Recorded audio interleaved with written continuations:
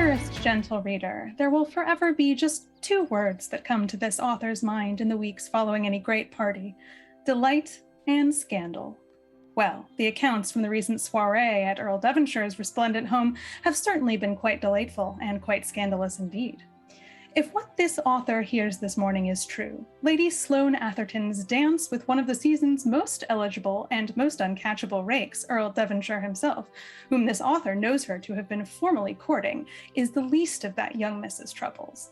Skulking about greenhouses unchaperoned, and no less with Earl Devonshire's own celebrant, the recently returned Lieutenant Henry Wyeth. Allow this author to hope that an official explanation will be forthcoming and emerge swiftly, lest the Tawn run away by their tawdry imaginings. It seems even the company Lady Atherton keeps is not to be spared, as this author has it on good authority that Miss Sidonie Birnbaum failed to hold her rather sharp tongue and disgraced her host with the most cutting and disparaging of remarks in plain view of his guest. Idle gossip or a whiff of truth? All of this amidst the news that my doppelganger has apparently arrived in town, enjoying the lofty protections of the highest power in the land. With the season now well underway, I, along with the rest of the Tawn, can only speculate as to when the first match will be made. And luckily for you, dear reader, this author traffics in the highest caliber of such chatter and speculation. Will there be hardship or indignity? Or will one's future see the rarest accomplishment of all, a true love match? As for what fate await these eager matches of the season of 1814, only two things will tell: time, and as always, this author. Ladies and gentlemen of good society, welcome back to this, our greatest game of the social season here on Flights of Fandom, the show where we create several-shot improvised fanfiction using our favorite tabletop role-playing games. My name is Marissa, and I use she, her pronouns. I also go by Critical Kitten most places on the internet, and I will be your Lady Whistledown. Which one, you might ask? Both? Or rather, your facilitator this evening. Tonight, we will be telling our salacious tale using Good Society, a Jane Austen RPG system by Storybrewers Roleplaying, a highly collaborative role-playing game that uses narrative currency instead of dice. And to top it all off, our rendition of this classic tale will take place in and use the narrative stylings of the Bridgerton verse. Welcome one and all to Bridgerton, dear reader. And what would any social season be without its dramatis personae? I am delighted to reintroduce you to my cast of players. So let's go around the table quickly and give your pronouns, where we can find you on the socials, and of course, the name of the major character and connection you'll be playing today. If you could give us as well a quick sentence about who that connection is relative to our main cast, that would be great. And finally, tell us one significant thing that happened to your character last session. So let's go ahead and start with Zach. Absolutely. Hey, everybody. My name is Zach. I am known all across the internet as Great Zamino, and I use he, him pronouns. So I am currently playing Lieutenant Henry Wyeth, who has not long ago returned from the Napoleonic Wars from a foray in France, has returned missing one arm, but no less, missing one arm, but more wise in the ways of the world, one would say. And I think one interesting thing that happened last session is that his close friend Percy realized that I had not told him of this new fact about myself, and which gave the good Earl of Devonshire perhaps reason for pause. Amazing. Thank you very much. Moving right on up to David. Hey everybody, David here, he, him. I'm a graphic designer, an illustrator, and a graphic designer. Nope, I said graphic designer twice. I am a graphic designer, an illustrator, and a game designer. You can check out the game designs that I do over at dbb-8.itch.io. I'm also on Instagram and Twitter at dbrunelbrutman. And this evening, I am once again playing Percy, Earl of Devonshire, a rake, a cad, a poet.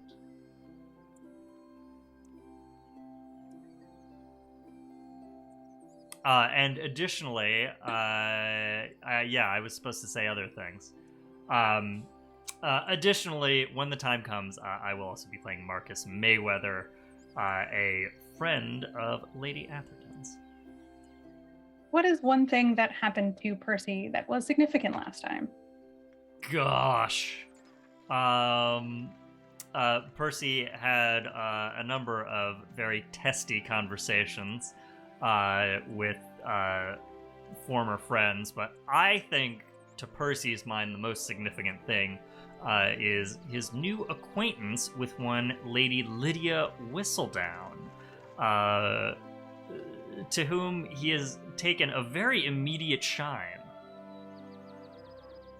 Perhaps too immediate? Time will tell, I suppose. Right on over then to Chloe. I am Chloe, she, her.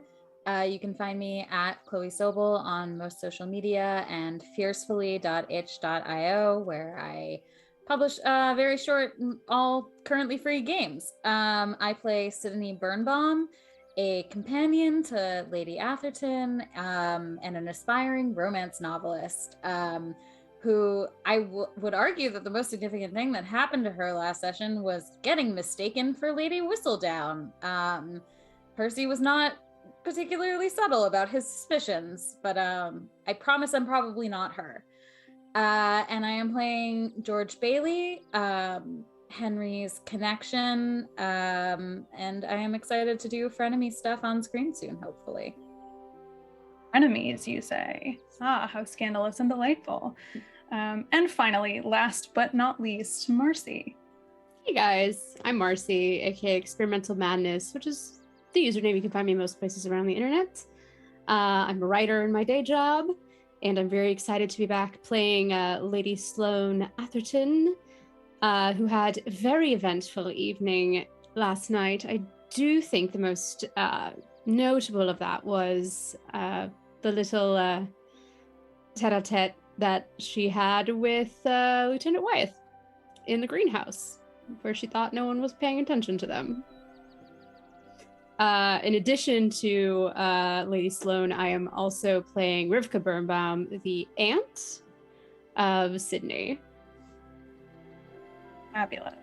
And as I always like to say at this point in Good Society, as we enter session 2 of 4, the connections usually come out in full force at this time, so don't be shy. Step right up and introduce connections and make more drama in this already very dramatic tale.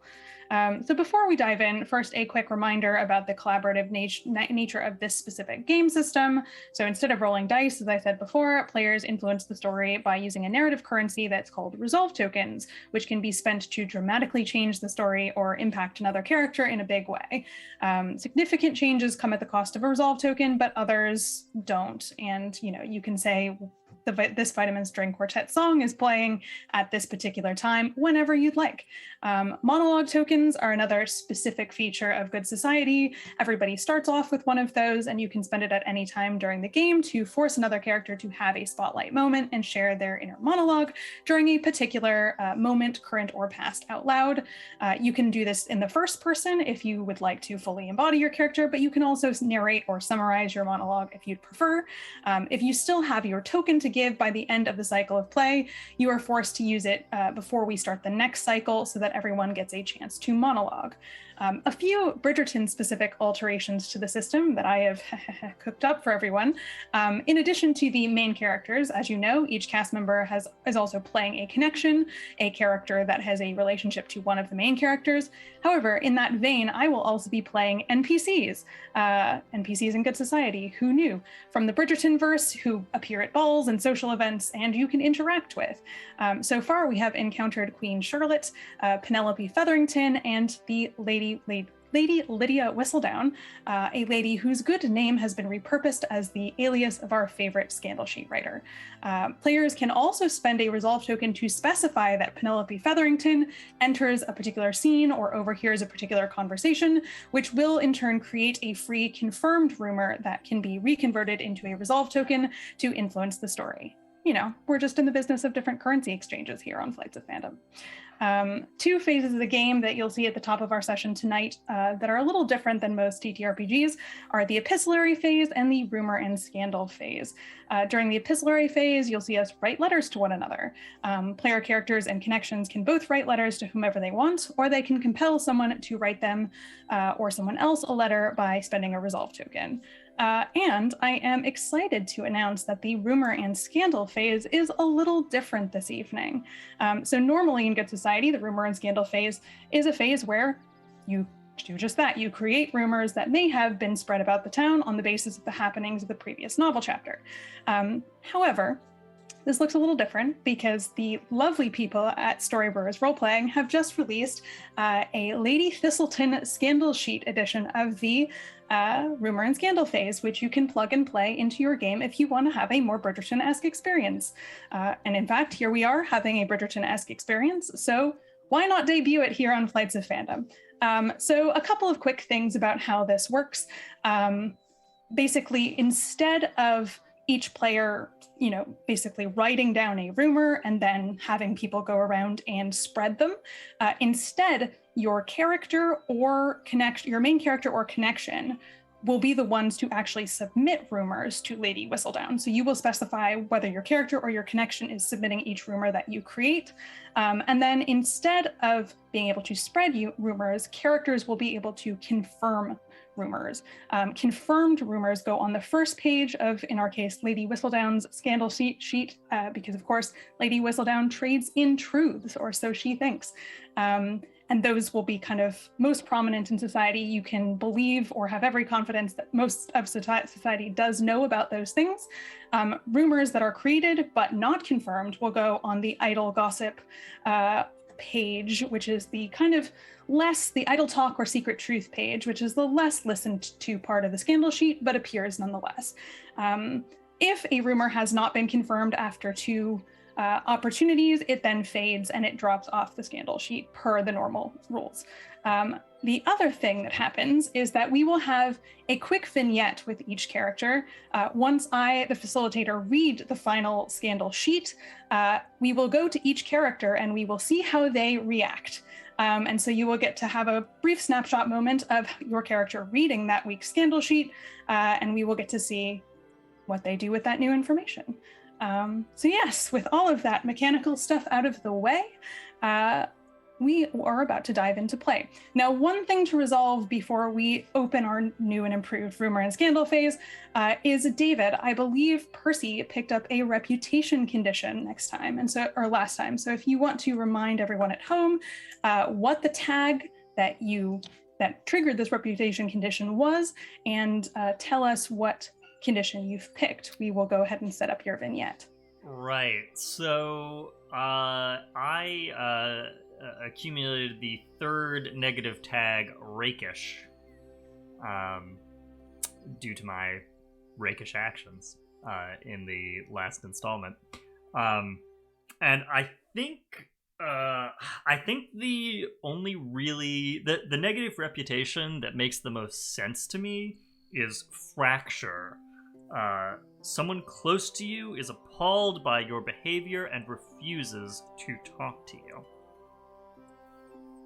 So I'm gonna need some group help with that a little, because I don't know exactly how that should manifest, seeing as we're kind of already pretty close to that with a couple of people here. I don't know if anybody has any ideas. The only thing that occurs to me immediately is that something got back to Sloan that would, previously we've seen the Earl and Lady Atherton sparring verbally a bit. Maybe something got back to Sloan that would cause her to refuse to, deign to even do that. But perhaps you immediately deciding to openly court this Lydia Whistledown. Sure. Almost instantly. Listen, when our boy sees something shiny, he goes for it.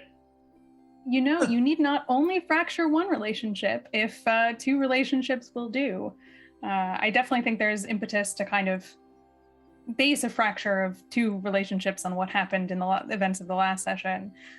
My question for you, David, is whether your connection, Priscilla Willoughby, your sometimes lover, knows or has heard of anything that happened last time. That is yet another person who could be fractured from you if you just want to, torpedo all of your relationships at once. I mean, it's kind of Percy's, long-term goal in his life, whether he acknowledges it or not. I do feel like it's... I do feel like it unnecessarily complicates gameplay to immediately make the connection that we have not yet seen on screen, as it were, refuse to talk to the associated character unless we think that there's some interesting way around that. Yeah, good point. What do folks think? Does anyone have a strong opinion about whose Percy's fractured relationship should be? Well, it could be Marquess, who was, I think, Marcus was, oh, never mind. That was a friend of Sloan. I'm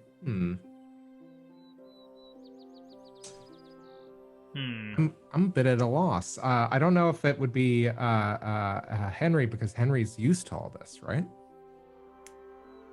I'll put in the vote for Sloan because we're already pretty fractured. Yeah, that's true. It wouldn't take much to have her even temporarily be like, I'm no longer speaking to you. Oh, that said, actually, this during the party was when Henry found out about the previous engagement. Maybe enough time to kind of sit and stew with that, really twists Henry up. What I'm hearing is that every player character has a problem with Percy. Yeah, Percy is here, and he's going to make that everyone's problem. Yep. So really, it's just a question of which relationship you want to fracture first. Yeah, that's in your court now. All right, I feel like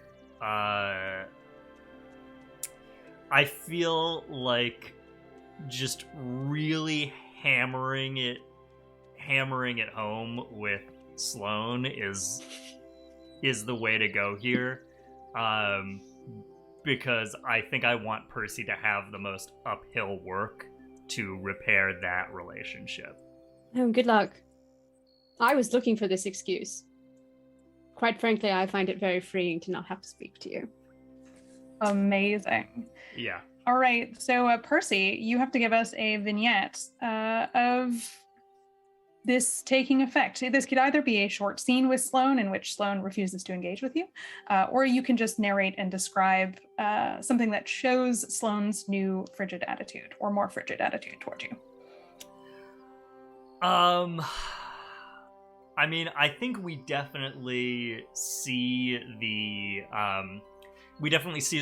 sort of chain cause and effect here, because Sloan, I think, would get this information from Sidonie, right? So I think, we see Lady Atherton and Miss Birnbaum out and about. We see the conversation between the two of them, recapping the events of the ball. Sidonie, of course, drops what she saw and overheard between Percy and Lady Whistledown, and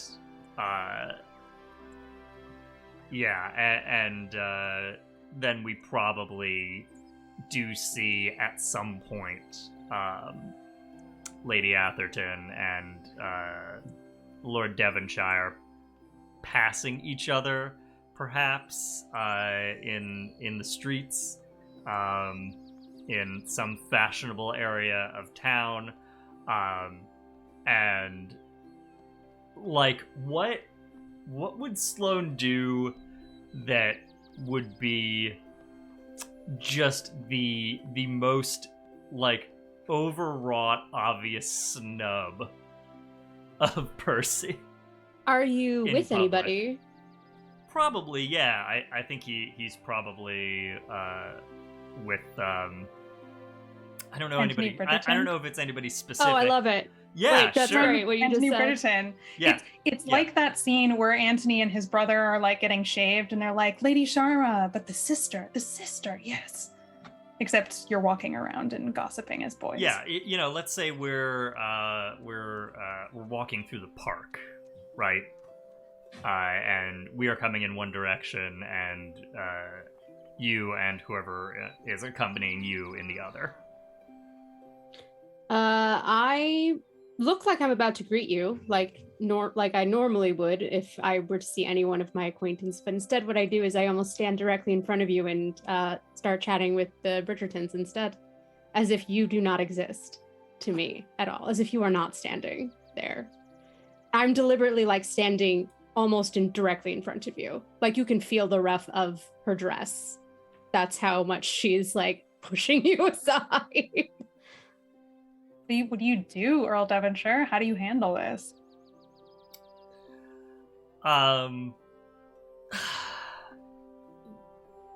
Percy, I think, in spite of his, love for drama, is not going to make a huge scene, so much as like try his absolute best to play it off like he doesn't notice that you're not noticing, that you don't notice that he doesn't notice. So take that. And is actually just going to, after sort of standing there for a moment with no greeting of any sort, just sort of pretend to be very interested in something else, like a very interesting tree in the park elsewhere, and just kind of wander off, like throwing glances over his shoulder every couple of yards, just to see if anybody's noticing that like he's being real cool about this. Oh yeah, so cool. Yeah, and Sloan will finish her conversation. She doesn't care about talking to these people anyway. And will make her way.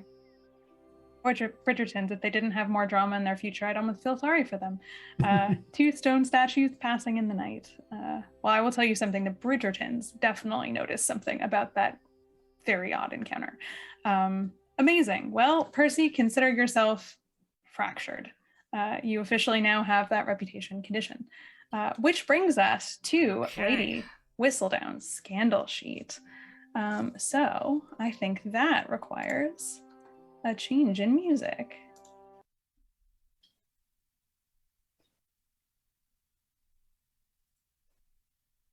Gotta note down all the scandals here, pardon me. Amazing. Okay. So here is how the phase works. We will go around the table, first clockwise or one way, and then we will reverse the circle and go the other way. On your turn, you may submit a rumor to the Rumor and Scandal tab in the Character Keeper.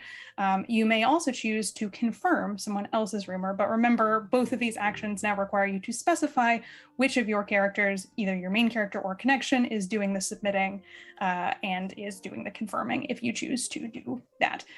However, as I mentioned earlier, in this game of Bridgerton, we have some Penelope Featherington generated already confirmed rumors. And so we have 3 of these, 3 whole rumors from the ball. So I will go ahead and read those out to get everyone thinking. The first is that Lady Sloan Atherton was seen unchaperoned in the company of Lieutenant Henry Wyeth at Earl Devonshire's ball. This is confirmed, and the town believes it, or will do once they read the scandal sheet this week. The second of these is that Lieutenant Henry Wyeth publicly snubbed Lady Sloan Atherton at Earl Devonshire's ball. That was in full public view, and I think Ms. Featherington couldn't help but notice that. So consider that a confirmed rumor as well. And finally, Sidonie Birnbaum behaved rudely and spoke out of turn to Earl Devonshire. That was right in front of Lydia Whistledown, and though she may not be actual Lady Whistledown, or may not be pretend Lady Whistledown, but is actual Lady Whistledown, whichever way you want to go with that, she did definitely notice that, and that's something that has been circulating around the town. So those are your 3 confirmed rumors to begin with, and now let's see what else comes up. So let's start off with you, Zach. So I think I have 2 ideas here. But I kind of want to, since we have these ones confirmed, there is one which concerns the queen and might invoke her ire, Ooh. which is the only reason Lady Whistledown is being considered for Diamond of the Season is to help Queen Charlotte to undermine the Scribbler, which I think is... that might be plain to see, but if it's going to be spread by one of my characters, it's probably going to be spread by Priscilla, maybe almost as an errant thought. The other idea that I had was that I think that maybe Priscilla may have also been privy to the knowledge that, and I don't know, this is up to Percy, that Percy was previously engaged to Lady Sloan, and thus connects a lot of the dots here, or at least makes that picture a lot more more salacious. So do you want to, so here's the question for you. Do you want to spend both of your turns at once and have Priscilla submit both of these rumors? Or do you want to submit one rumor first and then see what happens in the rest of the cycle and then decide whether you want to confirm another rumor or I think submit your second? Yeah, I kind of wanted to give them both out at the same time because I'm starting, but also I wanted to see what rang true. If you guys want to confirm one of these, I can also wait for the next round to perhaps either spread or confirm or to come up with another rumor. Which do you guys feel like makes the most sense here?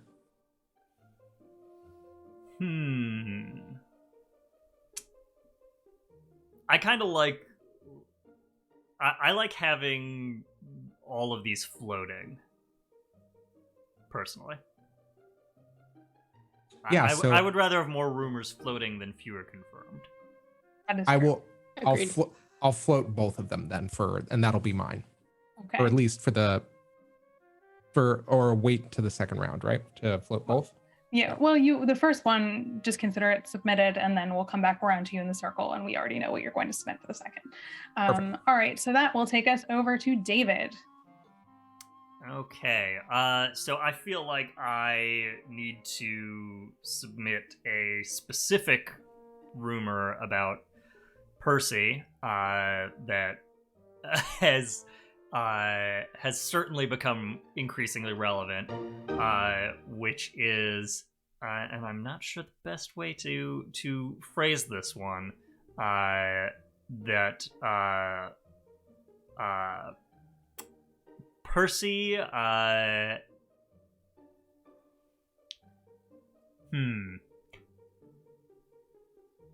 Percy has been not seen, known, I don't know. Percy is carrying on with one Priscilla Willoughby beyond the bounds of courtship.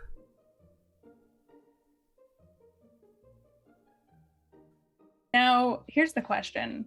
Does Percy submit this rumor to Lady Whistledown about himself?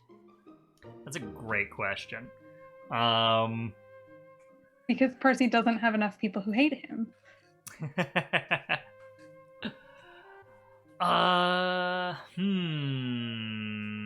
Or does Percy submit it because Percy suspects that Sloan is going to be in Lady Whistledown and can't stand to be beaten? I mean, Percy knows that Sloan Sloan and Sidonie already know this, right? This is knowledge that they have already. Yes, unfortunately, I do know who Priscilla is.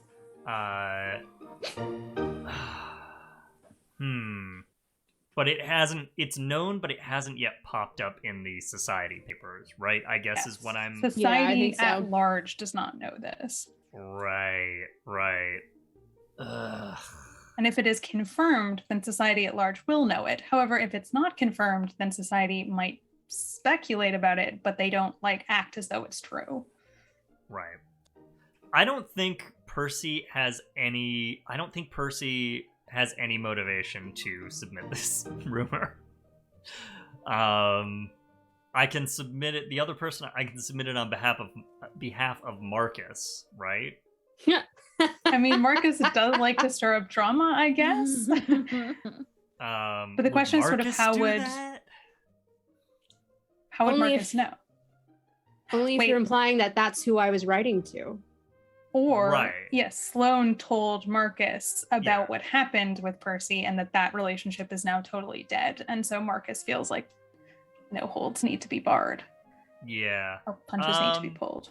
I mean, Marquess definitely thinks that Percy is a motherfucker. So, he does not like Percy, for sure. Let's say... I don't even know if you two have met, which is even better. Yeah, right? If I actually kind of like that. Marquess has only heard of Lord Devonshire in your letters, so only knows him secondhand through Sloan and Rowan, right? And what he's heard, and does not care for what he's heard at all. Nope. I personally love the idea that he would do that without consulting Sloan. Yeah, also, that he was about to do that. He's currently abroad, right? Maybe. Or at least, is his last known status is abroad, right? He's normally abroad until he pops back around, sometimes ahead of his letters. Okay, yeah. So I like that Marquess has written this in I do too. Specifically. And the specifics of the rumor, I'm going to say Marquess is someone who knows sort of how to play his cards, and he's not going to tip the entirety of his hand immediately. So the rumor that he's going to submit specifically is that Lord Devonshire was secretly courting Priscilla Willoughby while publicly courting Sloan Atherton. Which I think is true. It's true. So I'm going to use my second round to confirm it because it absolutely happened. Marcus is proud of that, Marcus submits it, and then Percy's just yeah, of course that happened. But it doesn't quite get to the entire depth of the situation. The situation is for sure more scandalous than that, even though that in and of itself is pretty scandalous. Okay, this is that's firecracker of a first issue already. Great. So beautiful. I will type that into our document. Amazing. And don't worry, I'm keeping track of who's doing submitting and who's doing confirming, so I've got that. That brings us around to Chloe. I'm going to continue the theme of rumors about people being engaged. George Bailey is going to submit a rumor that Lieutenant Wyeth and Sidonie Birnbaum are already quietly engaged. Not bad.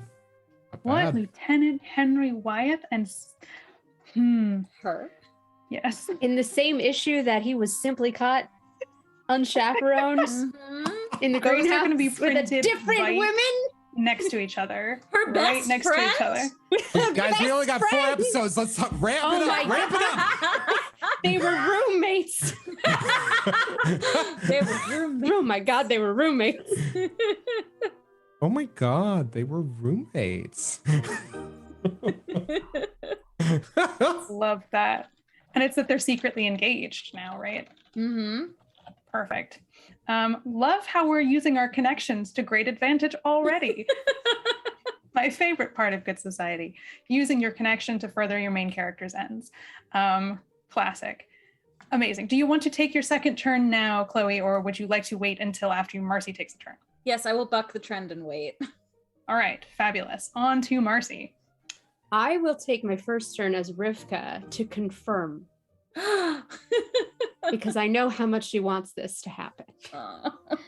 Oh man. Yeah, let's Love get that. crazy. And then Sloan would like to submit a rumor that Lord Rowan Atherton, Marquess of Hertford, has actually been back in London for several weeks ahead of any letters or notices that may have been given, and purposefully did not attend the Earl of Devonshire's ball, perhaps in solidarity with his sister. Like, if I see that man's face, I'm not going to be able to stop myself. Amazing. Which I'll write down. Okay, fabulous. Lovely. Which leaves Chloe, your final turn.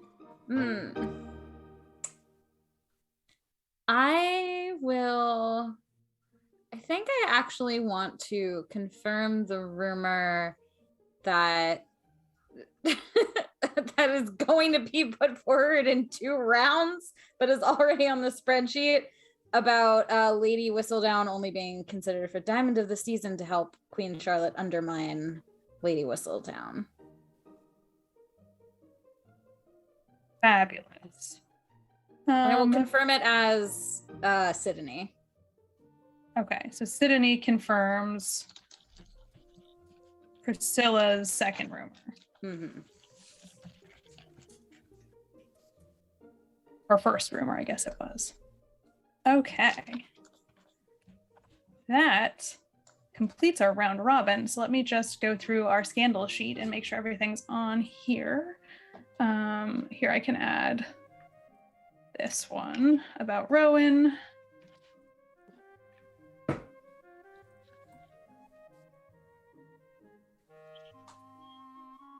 Devonshire's ball. Okay, so we have Priscilla submitting that the only reason Lady Whistledown is being considered as Diamond of the Season is to help Queen Charlotte to undermine the Scribbler, and that has been confirmed by Sidonie. Priscilla also submitted the Earl of Devonshire was previously engaged to Lady Sloan Atherton. That one has not been confirmed. So that is on the second page. See, now I have to keep track of what's on the first page and what's on the second page. Marcus submits that Lord Devonshire was secretly courting Priscilla Willoughby while publicly courting Sloan Atherton. And was that, remind me, was that confirmed or not? That was, no, that was not confirmed. That's just on the sheet. George submits that Lieutenant Wyeth and Sidonie Birnbaum are secretly engaged now, and that is what Rivka confirms. So that is confirmed. Sloan submits that Rowan has been back in London for several weeks ahead of any notices or letters and intentionally did not attend Lord Atherton's ball. And Sidonie confirms that the only reason that Lady Whistledown, as said before, is being considered as Diamond of the Season is to help Queen Charlotte undermine the Scribbler. Okay, so that gives us 5 confirmed rumors that appear on the first page of the scandal sheet. They are as follows. Lady Sloan Atherton was seen unchaperoned in the company of Lieutenant Henry Wyeth at Earl Devonshire's ball. Lieutenant Henry Wyeth publicly snubbed Lady Atherton at Earl Devonshire's ball. Sidonie Birnbaum behaved rudely and spoke out of turn to Earl Devonshire. The only reason Lydia Whistledown is being considered for Diamond of the Season is to help Queen Charlotte to undermine the scribbler, and Lieutenant Henry Wyeth is secretly engaged to Sidonie Birnbaum. And of course, on our second page, which is idle gossip or potential truth, the Earl of Devonshire was previously engaged to Lady Sloan Atherton. Lord Devonshire was secretly courting Priscilla Willoughby while publicly courting Lady Atherton, and Rowan Atherton has been back in London for several weeks, but intentionally did not attend Earl of Devonshire's ball. That, my friends, is our scandal sheet. Hooray! Which brings us to the lovely moment of this scandal sheet being distributed to all of your lovely main characters and connections alike. So as generally happens with Lady Whistledown's scandal sheet, the criers and newspaper people get up quite early and begin to pass the society papers out and about in the town. So as people are coming out and running errands, especially the servants, they are picking up the scandal sheet and beginning to talk about it amongst themselves. And so let's go in reverse order. Lady Sloan, how do you become aware of the scandal sheet, read it, and how do you react? I think it gets delivered just like almost any other publication to my estate. I'm not Lady Whistledown's biggest fan, nor am I one of her critics, but I will admit, after that conversation last night with Percy about him so desperately wanting to be mentioned in the pamphlet, that it seems I've jumped the line ahead of him and have been mentioned myself. Sloan has some mixed emotions about this. She's a bit perturbed that she was apparently spied upon by someone at the party, but she isn't overly concerned about what this might do to her reputation. It's quite well known that she's been friends with the lieutenant for a good many years, along with her brother. Surely it's not that much of a scandal that she was alone in a greenhouse with him.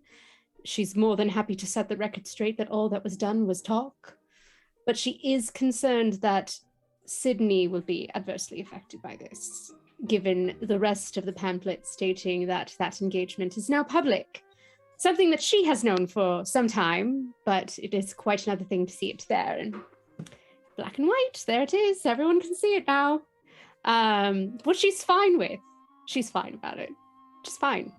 How do you react when you turn over the scandal sheet and you read the idle talk or secret truth pieces? An idea forms in her head just a little bit. It's not the nicest idea she's ever had, but, revenge has casualties. And, let's just say maybe her brother ought to make an appearance with Percy and the lieutenant and, the rest of society now that he seems to be back. And given what Percy intends to do, it's only right that he meet some of his new friends. Of course. And I mean, I can only imagine that Sloan was not affected at all by seeing, the back-to-back rumors on the back page that seem to, in some way, corroborate one another. Very odd that. I do think, though, she will apologize to Sidonie for, the rumors going around that she was unchaperoned, and reassure her that nothing untoward happened that evening, of course. Sounds like something that might be had as a conversation in a visitation. Love it when rumors lay the groundwork for future scenes. All right, perfect. On to Sidonie.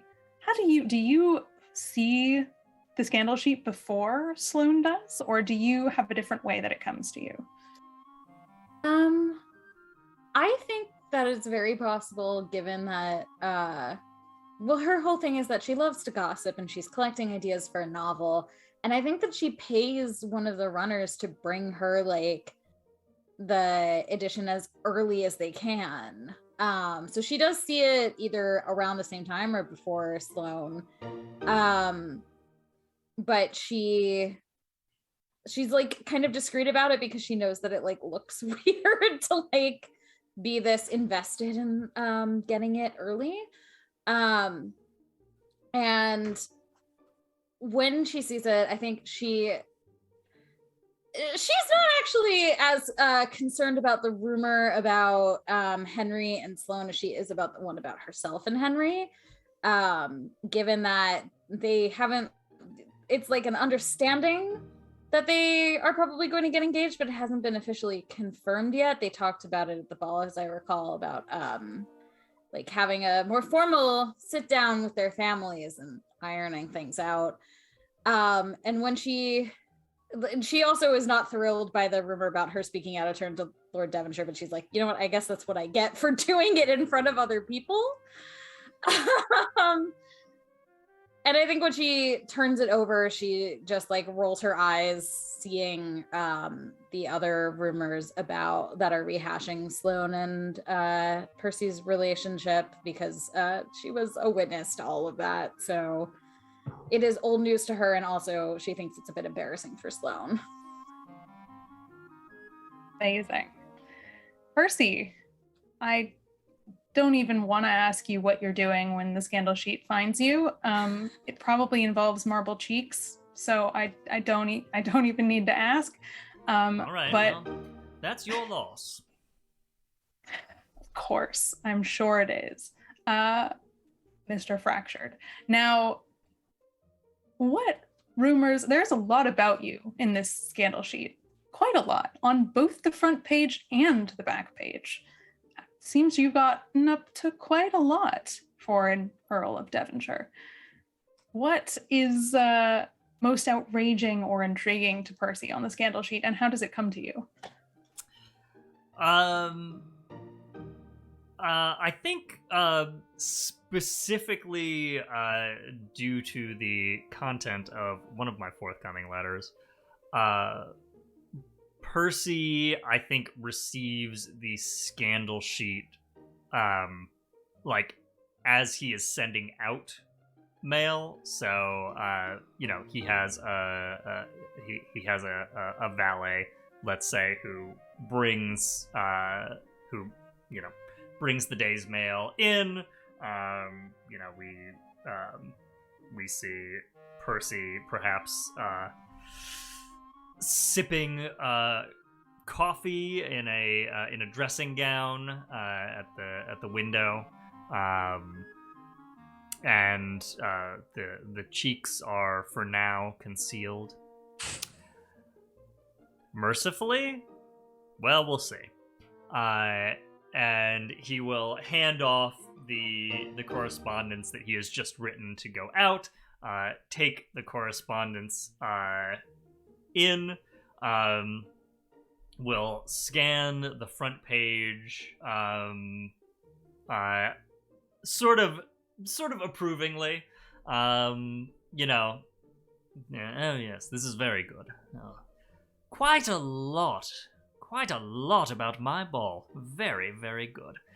And then he sees the item about Wyeth, about Henry and Sidonie. And he will like bolt upright, smack his writing table. Damnable! All right. Looks out the window, sees that his valet is already, on horseback taking the letters out, and is going to immediately start scrambling for paper, pen, ink, dipping his pen and just absolutely scrawling out a letter to his friend Henry, which will actually not appear in the epistolary phase, but the two of them need to have a conversation. So Lord Devonshire believes. Huh? Sounds like another seated conversation for a visitation. Very much I love so. it. Also, I just want to know how mad Percy is that there is absolutely no mention of him and Lydia Whistledown being an item at all. Zero notice of that. Interestingly, I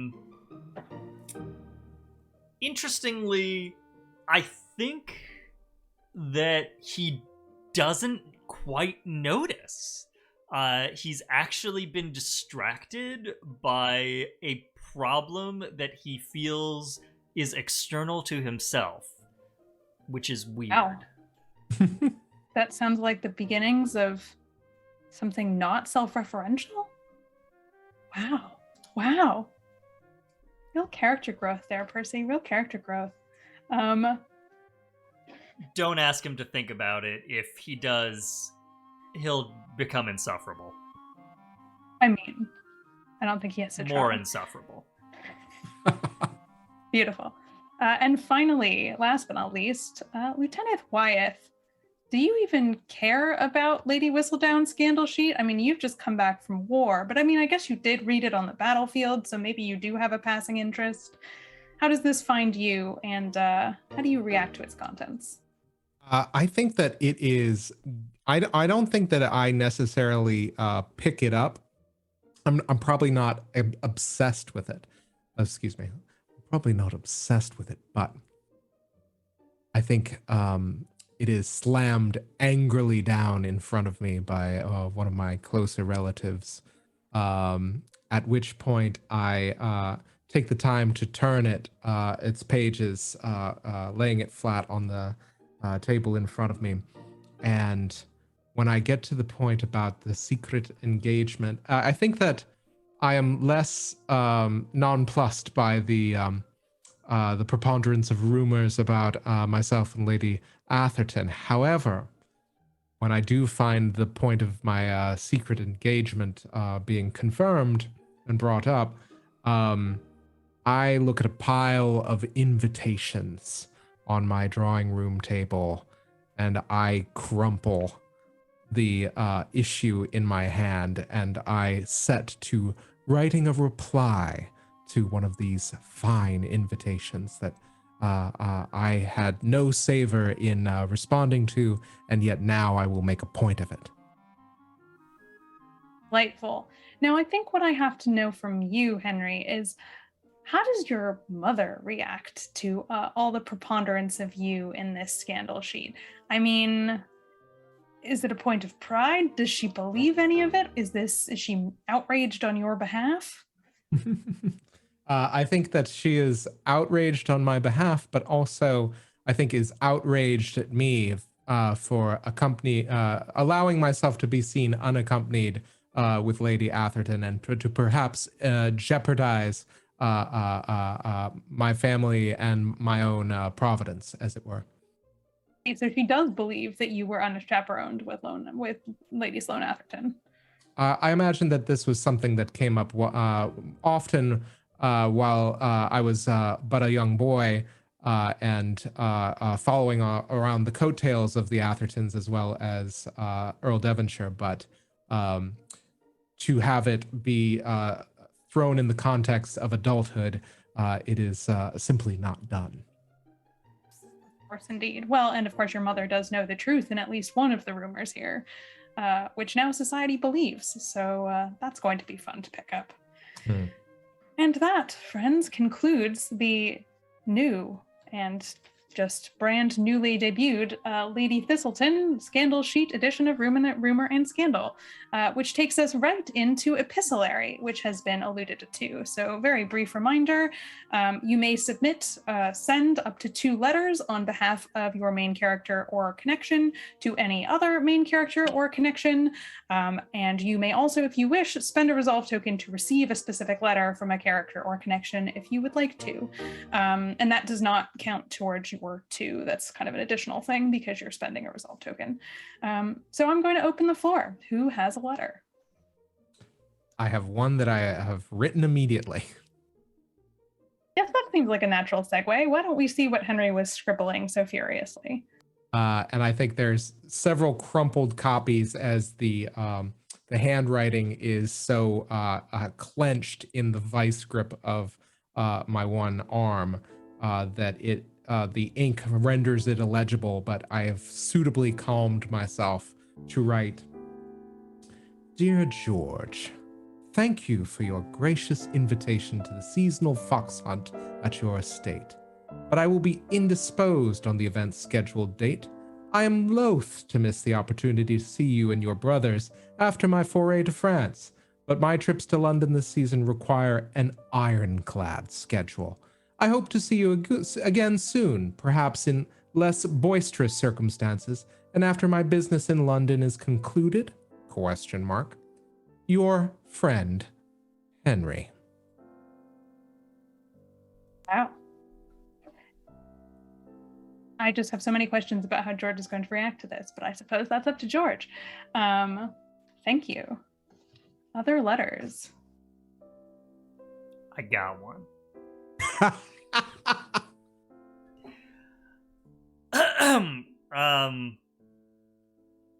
Lady Lydia Whistledown receives a rather short missive.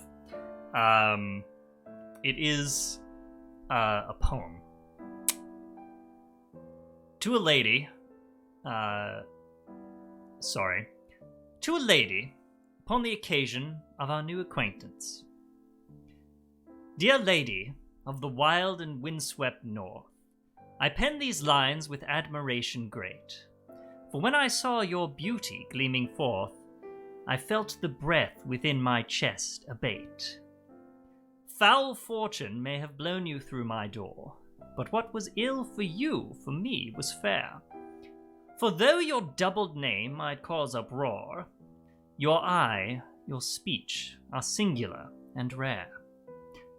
You claim you have no special skill with words, and yet a word from you was all it took to send my thoughts a-fluttering like birds. From rustled boughs your sparkling phrases shook. And so I whistle this my humble tune, and write it down in hope that we meet soon. Yours, P.D. David! I'm gonna yards. How did any of us beat that? Just Whistle. wow. How could you? Down. Wow. Quick question. Did you used to send those types of cringy poems to Sloan? Oh god, yes, he sends them to everyone. To know. For later. I don't know if Sloan knows he sends them to everyone, but She does now, he trust me. certainly yeah. I think Percy is the kind of person Sloan who has likes to certainly believe. received sonnets. I definitely think Percy is the kind of person who likes to believe that each person that he sends these poems to never finds out that he's ever sent the same kinds of poems to someone else, but they all know. Yeah, for sure. Except for, I guess, don't Lydia Whistledown, who is new. His pride would certainly never allow him to send the same poem to multiple people, but you know, he has a trick, and quite frankly, it works pretty often. I would like to spend a resolve token for the Queen to intercept this letter. Oh my before god. Lady Whistledown gets it. Oh my god. And I think she will give it to Lady Whistledown, but that the Queen knows and saw it first. Tremendous. Yeah. Am I accepting said token? Well, it is up to you. Would you like to accept said token? Yes. It is for you. For sure. That's Amazing. Spicy as hell. I love it. Perfect. In fact, because it's in Queen Charlotte's interest, I will give you one of Queen Charlotte's tokens. Great. So nice to play multiple NPCs because I just have even more tokens. It's delightful. Beautiful. I'm collecting so many resolve tokens. There's always one that just has a horde. Mm-hmm. Perfect. All right. I don't know how we're going to top that, but more letters.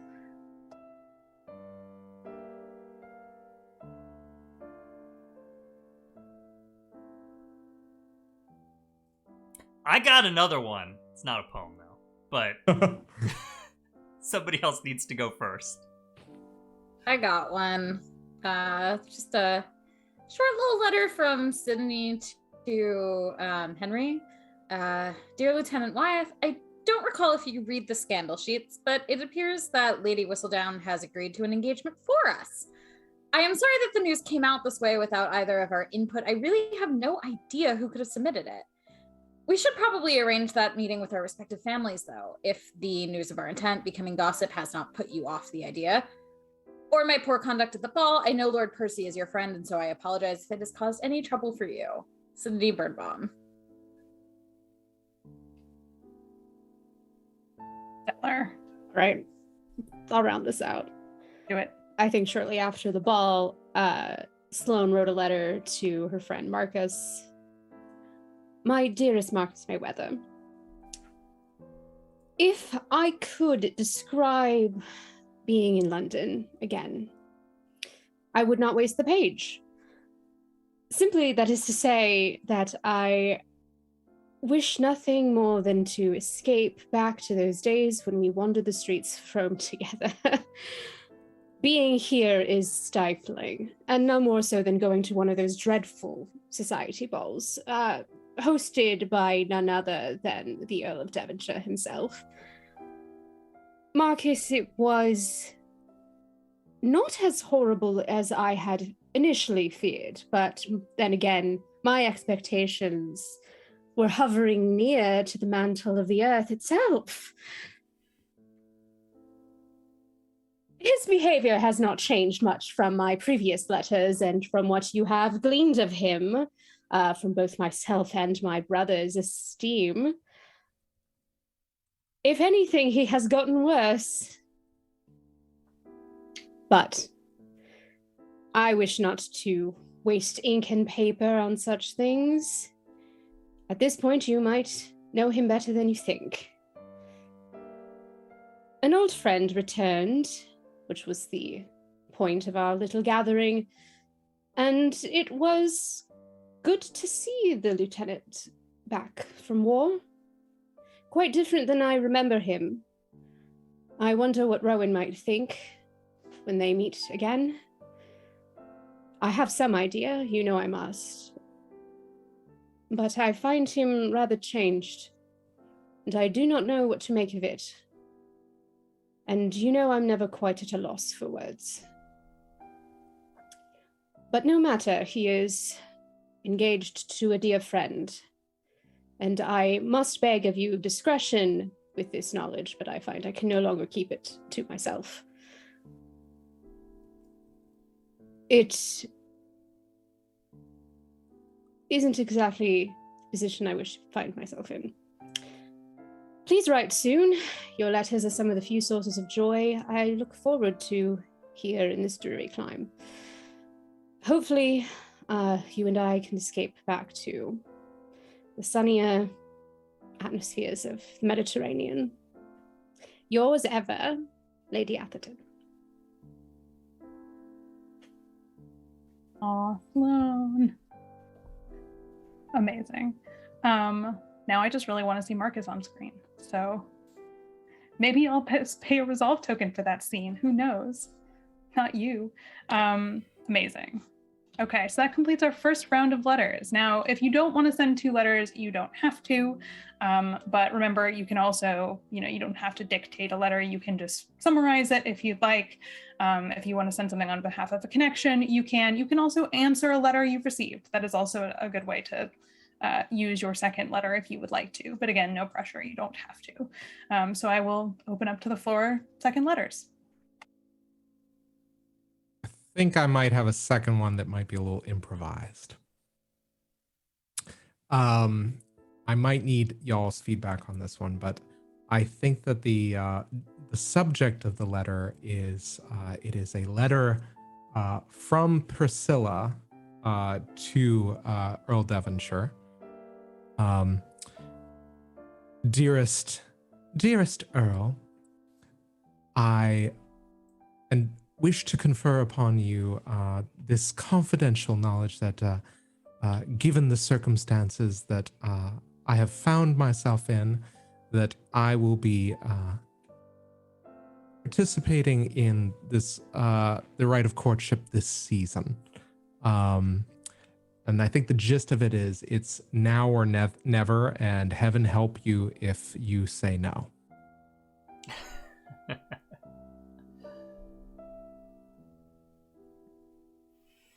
Love that. Great. Me Love to see it. sewing. Ha! Yes! This is amazing! Me reaping. What? No! Fuck! Yeah, actually, I mean, resolve tokens, friends, but yes, continue. Yeah, no, please, resolve tokens away, whatever you like.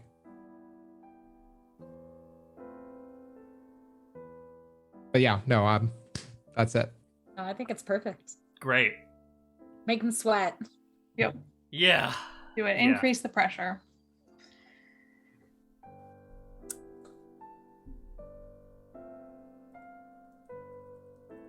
Other Got second one. letters? Amazing. Go for it. From Rivka to you, Sydney. After, receiving the pamphlets and seeing what you caused there at the ball. I think you get a rather short, curt letter from your dear aunt, who is just, "What is this I'm hearing? You speaking up directly to the Earl himself. My dear Sydney! Surely I have raised you better than this. You walk a very precarious line, my dear. We must keep you in the good graces of the lieutenant and the rest of society. The Athertons may consider you a friend, my dear, but that friendship only goes so far. Please, restrain yourself. Take deep breaths when you feel such emotions coming hold of you. P.S. I'm delighted to see that the engagement has been announced in some way. I suppose we couldn't keep it a secret forever. Love, your dear aunt. Not like Auntie had anything to do with that rumor at all. I love her Nope. so much. Oh, Rivka. Oh, Rivka. Amazing. Very good. girl. Very good. So good. Can't wait to see her on screen and have a weird fight that ends in like hugs and a lot of soup, probably. Best way to end fights. Oh yeah. Well- I have. Oh, no, go ahead. Oh, I was just gonna say I have my second letter. I'm just summarizing it. It's from Sidonie to Lydia Whistledown, just reiterating how lovely it was to meet her at the ball and inviting her to tea and probably getting in a dig at Percy in there somewhere. I think you receive a reply that basically agrees and says that it was lovely to meet you as well. Seems to pass over the dig at Percy, but definitely agrees to meet you for tea.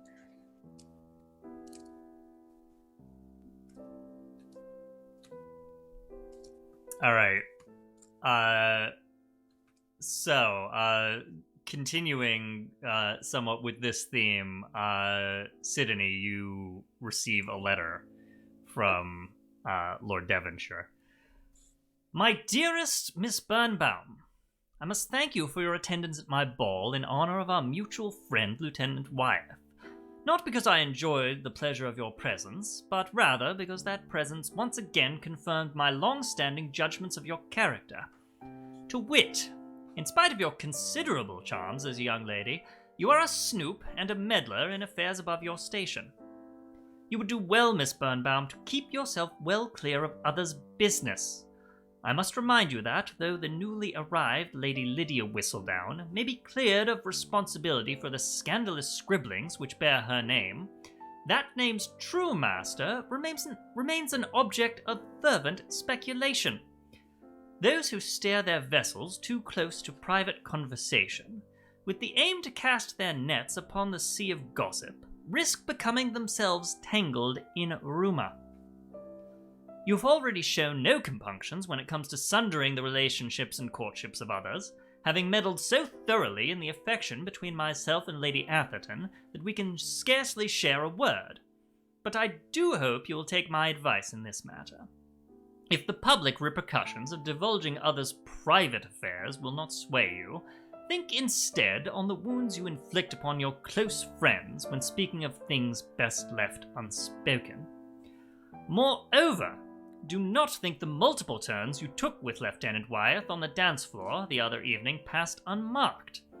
I consider the good lieutenant a dear friend of long standing, and as a friend, I consider it my duty to protect him, especially from young ladies pretty of eye and clever of wit, but possessed of an unfortunate propensity for eavesdropping.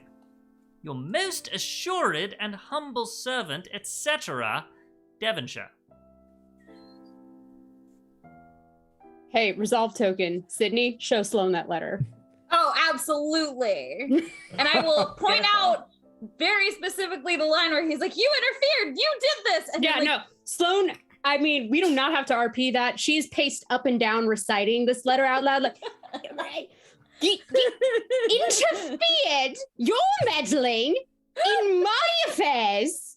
Oh, that man. I love our friendship so much. Beautiful. Oh my This God. is not going to explode at all. No. This is not a powder keg. No spark is gonna. We're about to have a Who's full-on to brawl. say? Can't wait. Punching. You said you're my most humble servant. You have to just stand there and take it. Yes. I think I It's do written things right that there in black and white. hold it up and be like, you said most humble servant. Did you not mean what you write? Are you not a man of your word? I will be telling Lady Whistledown. I love. Beautiful. That is officially 2 letters per person, but does anyone have any final resolve tokens they want to spend to request a letter? No? Okay, then consider this first epistolary phase done. And with that, I think we are going to take our break. We will come back opening our second novel chapter, in which we will spend the remainder of our session to pull at some of these juicy threads and seeds we've sown already. There is so much drama here that it is hard to know where to begin, but begin we must, our second novel chapter, which will be a series of visitations in the countryside. Country air indeed clears the mind and invigorates the body. Might this be the final gust that pushes the Viscount Bridgerton over the precipice of a proposal to be finally declared to the diamond of the season, Lady Edwina Sharma? Of course, the luckless souls remaining in town will have to find new diversions in the absence of their most precious of stones, but not these luckless souls who have been invited by the Bridgertons to the Bridgerton ball at their ancestral home in the country, Aubrey Hall. Such is where we shall begin, now that the Ton has been brought together in the countryside and are forced to mingle and interact with one another. We are going to see a series of scenes between these characters who probably have something to say to each other, given all of the recent revelations from Lady Whistledown. So, it seems we have set up a particular set of scenes. One, we've requested a Percy Henry scene, a Sloan Sidonie scene, a Percy and Lydia scene, potentially intermediated by the Queen, because, you know, she'd be protective like that. She'd also be reading poetry like that. George and Henry are another possibility, bringing some connections in there. Rivka, Sidonie, and then potentially Marquess and Sloan, and Rowan. We're going to throw Rowan in there because that's exciting. How are we going to throw Rowan in there? You see the same cast before you. Well, you'll have to watch and find out. Does anyone else have anything they want to add to that scene list? Not something to add, but I want to establish now that Henry and Sidonie's engagement is in the scandal sheet and that we've skipped forward a week. Do you want to have a scene with the two of them and Rivka, or just like hand wave that they've talked to their families and the engagement's on, or is Henry still like, don't know if I want to do this? I feel like, well, actually, this is a question for you, Henry, but one possibility is that we could have a kind of 3-part scene where Henry Sidonie kind of start off, Rivka interrupts, and then it becomes a Rivka Sidonie scene, or vice versa. But over to you, Henry. What do you think about? I really love that thought of like Rivka kind of sticking her snoot into the business, as it were. Love it. Perfect. Fabulous. So consider it on the list. Is there anyone we want to see Rowan with in particular? I mean, I probably feel like with Percy and Lydia. Yeah. Oh, that's a good point. So for it just needs to be after Percy for and Lydia. his entrance, I'm sure. Yes. Yeah. I was also going to suggest that it might make sense, like if Rowan is specifically coming back from abroad, perhaps he has brought Marcus. That's a good thought too. And that would be Marcus's sort of excuse for being there. Okay, that makes sense. Cool. So that also sounds like something maybe towards the end of the scene list, because they are making their arrival. Fantastic. Right. Where do we want to begin? Who are we excited to see in the country first and foremost? I mean, I will say I feel like Percy has a fire under that marble butt about talking to Henry. Man on a mission? Regarding Sidonie. So if only good things, right? If that's cool, yeah, great stuff. Nothing, untoward, no problems, and honestly, it's gonna be a pretty boring scene. So if nobody has any objections, I kind of want to start with that. Sounds good. And I feel like we have specifically, like, Percy wrote to you in advance with a hey, when we get up to Aubrey Hall, let's chat, let's have a hang, and very quickly arranged some sort of manly activity for us to do. I don't know what that would be. I almost wonder if ideas? I almost wonder if, like, in spite of yourself, you kind of like make it like quail hunting or anything along those lines. I'm trying to think if there's any kind of like shooting activity. Yeah, I kind of like that because it is. I think it's a little bit thoughtless of our boy to specifically say to the wounded veteran who has just come back, oh hey, yeah, you want to like go out and get exposed to a bunch of random gunfire? Like, yeah. It's thoughtless in a way that is very in line with Percy.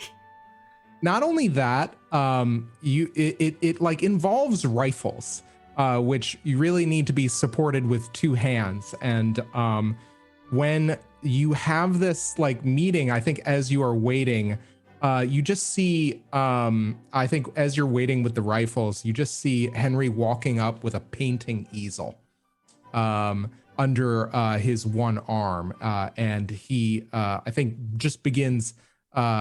I think that this is probably, you start at the manor house, I'm sure, for refreshments, or How would you kind of structure this? Am I meeting you out in the field as we're hearing gunfire in the background? Yeah, I mean, I think we certainly start. I would like to start the scene there.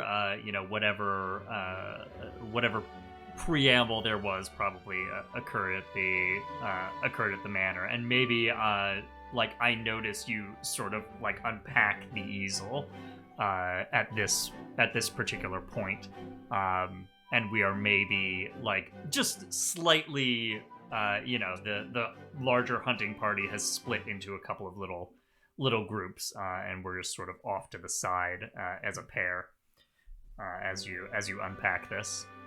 Yeah, absolutely. And I think at this point you've kind of like you're in the hunter's perch, as it were, or kind of in the underbrush, awaiting kind of like the hunting dogs to draw out the pheasants. And I have set up the easel, and I have perched the barrel of the rifle atop of it while steadying it with my right arm, steady as a rock.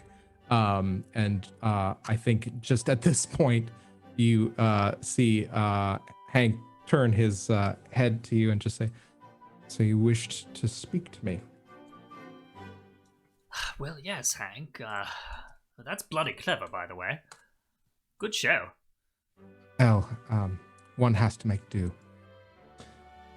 Yes, well, one hasn't always to make do, Hank, with everything.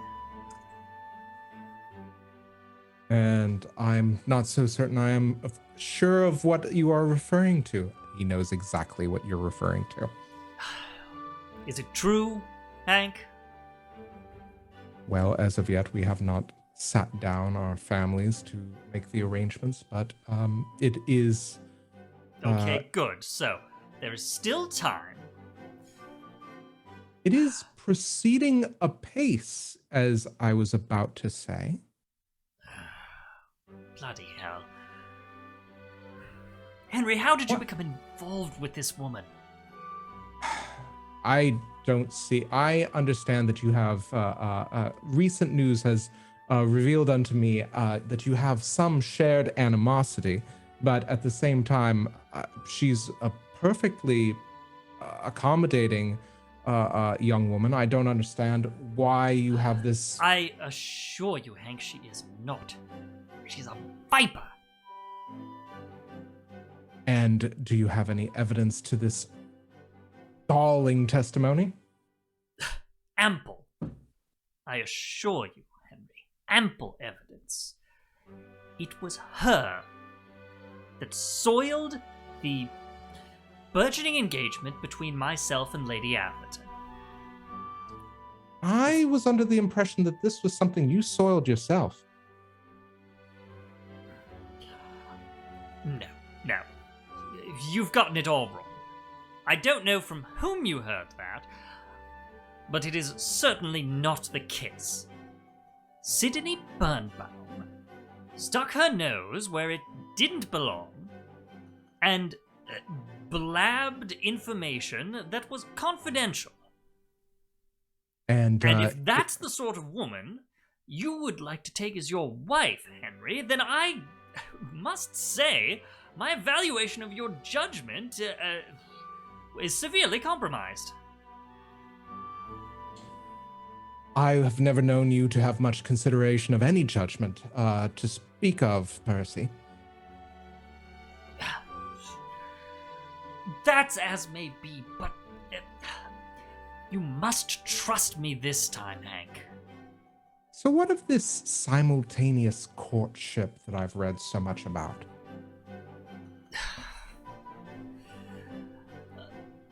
A dalliance. Nothing worth talking about.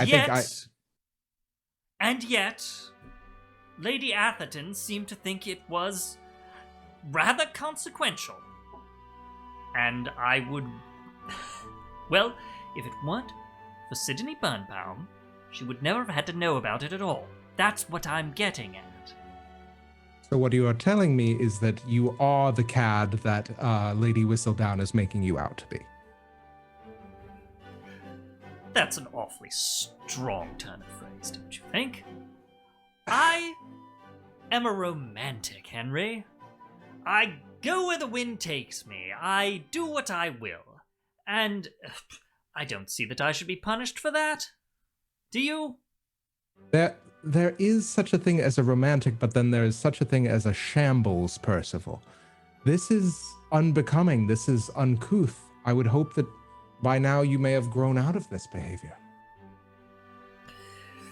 I see. So, I come to you with friendly advice, and understandably, there are perhaps some things about your intended that you did not know, and that revelation has rather shook you, and now you are turning it upon me. Very good. Very good, Henry. Percy, you are my friend. I have always considered you my friend, but... Likewise, and that is why I am trying to aid you in this instance. And I am trying to aid you in my own way. People change over time. I'm just surprised that you haven't. In no measurable way, I should say. If people remain the same, we would all be in a much better position, I'll tell you that. Yes, I haven't changed. Everyone else has changed about me, and look at the fuss it's caused. Percival, if you refuse to change, then things will just change around you. Without your say. As for... They have been, and I don't care for it.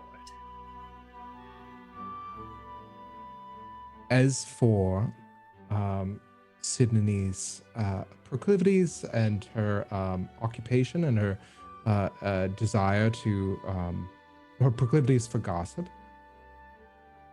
is it something that I would necessarily take umbrage with? No. Is it something that I might find somewhat disquieting? Yes. As a military man, I suppose you might say, it is my intention to live a more quiet life. But, in all honesty, it is not as large of a concern for me. But that may not be Miss Birnbaum's intention, Hank. You obviously saw the scandal sheet. You're well aware that there is this scribbler distributing pamphlets about London. She has arisen in the time since you've been gone. Well, you say Miss Birnbaum is one for gossip. You say she is a writer. I will leave it to you to connect the dots. Percy, I cannot believe that you would try to scramble an engagement by proclaiming that my would-be fiancé, is Lady Whistledown the scribbler herself. And why not? What evidence is there to the contrary, Hank? Tell me that. Well, and I think at this point I will spend a resolve token for the dogs to come out and spook the I was about to say the pheasants into the quails into view of our downrange. Do you accept that resolve token? Actually, I don't know that you need a full resolve token. I feel like that's just an okay thing to have happen during a quail hunt, unless you really want it. I mean, like I said earlier, I'm collecting resolve tokens left and right, and I'm going to cause some problems with them, so I will take those. Hopefully problems for me. That's my preferred mode here, obviously. Yeah, so I think maybe then we end the scene with a maybe sort of a mistrustful look shared between Lord Devonshire and Lieutenant Wyeth, and then pull back to a nice wide view of the whole field and wood and see these birds flying up and hear the crack of rifle fire. My question is, who gets the queasant? Which can absolutely be a thing in the Bridgerton verse. I am happy for queasant hunting to become the latest, hottest phenomenon. I think that I think probably Percy is the quickest to fire. And I think there's just something about the report that startles Henry, and his shot goes wide. Ah, there we go. Got one. Right. And Percy is just going to, almost as though that conversation didn't even happen, just sort of get up and go marching across the field to where the bird fell. At this point, I think Henry just kind of rubs the remaining part of his arm, and you just kind of, if you had turned to look, you would see his hand is shaking.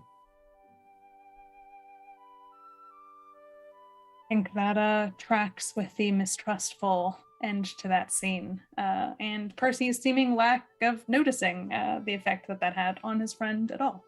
Oh, dear, oh dear. Lots of drama from the get-go. All right. Shall we jump over to Sloan and Sidonie and see what these two are getting up to? Absolutely. Is that where the camera pans? They're like walking through a garden or something.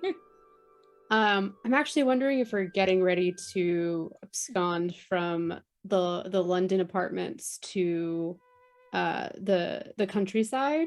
Sounds good. Given that, I think we can pull back the curtain on this, and I think we're in Sloan's dressing room when you come in, and she is standing in front of a mirror adjusting jacket and like styling out her short hair, and so sort of like tying a cravat up against her neck, sort of like measuring out like which kind she wants. And she's standing there with like dress boots, trousers, and a jacket, and she looks the spit of her twin, Rowan. So who am I accompanying to Aubrey Hall? Oh, Sidonie. Well, both of us, as it were. Oh. Yes, that won't be Really? a problem, will it? No, of course not. Just have you pulled this at someone's country house before? No, but I don't anticipate that being an issue. It'll be easy. Rowan is due back any day at this point. I've already written that we're going to be with the Bridgertons. Once he shows up, we'll be together. No one will be any of the wiser. But for now, Rowan will be there ostensibly when Sloan is indisposed, and Sloan will be there when Rowan is indisposed. It'll be fine. No one will question. Well, I'm sure no one questions. And for that, I value your discretion and your open mind. Well, you would call it discretion, apparently. Some would call it relentless gossip. Well, speaking of gossip, I do hope you weren't disturbed by the trite drivel that was in Lady Whistledown's pamphlet. Nothing untoward happened in that greenhouse, Sidonie. I assure you, we were just two friends who had not seen one another in quite some time. I didn't even realize he was going to be in there. I snuck out to find the secret stash of brandy that Percy always keeps in the pots. You didn't share. Well, you were dancing at the time. I didn't realize it was going to turn into a thing. I would have shared, of course. I know. I think that was about the time that I was getting myself written up in Lady Whistledown. Yes, and well, if anyone's too hard on you for that, you just send them my way. I'll challenge them to a duel. So you'll start with Percy. I hadn't thought about that. Oh, I suppose I might. Oh. That would be fun. For me. Not for him. No, but if no one's going to defend my honor, I might as well be the one to do it myself. Fair. And it'll liven up the visit. I think so. But you are all right. It wasn't just my own scandals in that paper. It was also an engagement I know you were not keen on announcing just yet. It'll be fine. My aunt's not very happy with me, but I thought she would be thrilled about the engagement being announced. I think she's less thrilled that she didn't get to announce it herself. Ah, yes, that does sound like her. And it's not quite formalized yet anyway. Although I don't see why it being announced in the scandal sheet should stop that from happening. So it's really just that time Are you moved up a little. Not excited about this? You seem rather, I hate to say this, but a little bit put out. Of course I'm excited. Would you mind saying that again and this time trying to convince me? Of course I'm excited. Sloan. Mm-hmm. Well, let's chalk it up to nerves, shall we? Whatever you like. All the more reason that you should have found me and shared that brandy. Well, I will ensure that we come well stocked to this country outing. Oh, I've heard enough about Anthony Bridgerton that I'm quite confident that the estate will already be well stocked. All the more reason for me to show up as my brother. Otherwise, I'd never get any. And I find the Bridgerton men to be a lot more tolerable when I'm several drinks in and also dressed like a man. Fair. Fair. I mean, they do seem a bit bent on hellish behavior most of the time. That's one way to put it. But this way, if Percy bothers you again, I can just sock him across the face and no one will be any of the wiser. Please do. You I'd really like to see it. You encouraging me, Sydney. We're going to end up in the pamphlets again. Well, isn't that why I'm here? To encourage you? If your aunt writes me a letter this time, you're going to need to defend my honor. Anytime. All right, shake on it. Puts his hand out. I feel like that's a great place to cut it. Yeah, I agree. We have a question broadly. In terms of Marcus joining, what do we like better? Do you think that Marcus should join the ladies at the estate?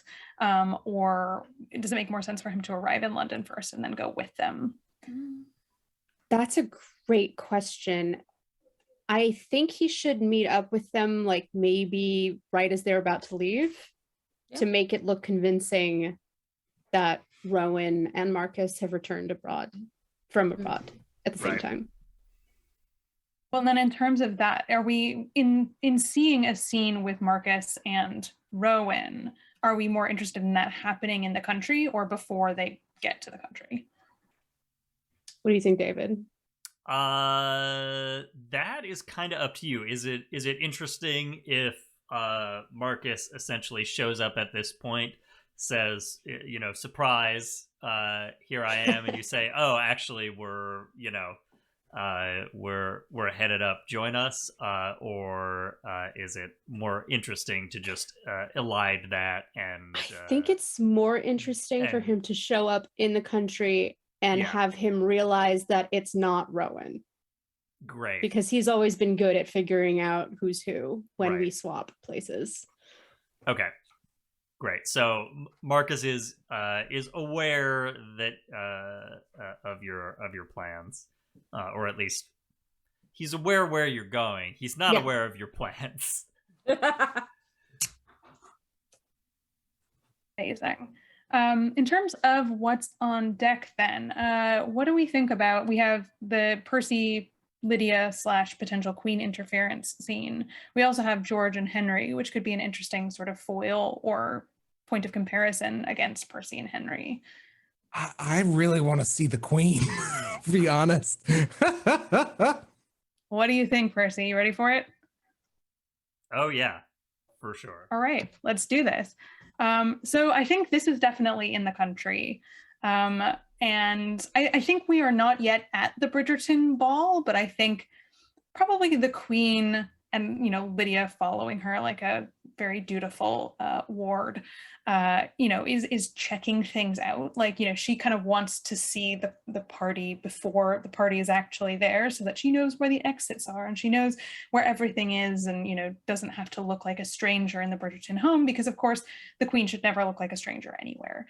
How does Percy try to get Lydia alone, I guess is my question. Or what is Percy's plan for approaching Lydia here?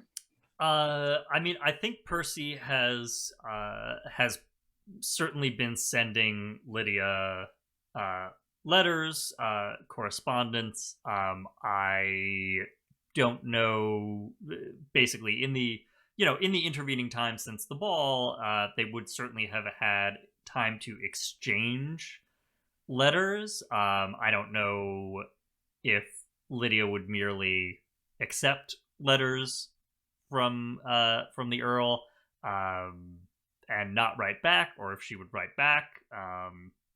That I will leave to other people to decide. I feel like Lydia has been probably the picture of like what is expected by society in the courtship game. I think she has been enthusiastic, but not too enthusiastic. She's laughed at the right things in Percy's letters, but she hasn't overwritten them. I think she hasn't sent too many. She has sent just the right amount to, not to be polite and also to keep Percy interested. Yeah. Okay. So in that case, they've had some degree of correspondence, and I think Percy has alluded specifically to wanting to see her again at the Bridgerton estate, and probably sent her a letter specifically asking if she would like to,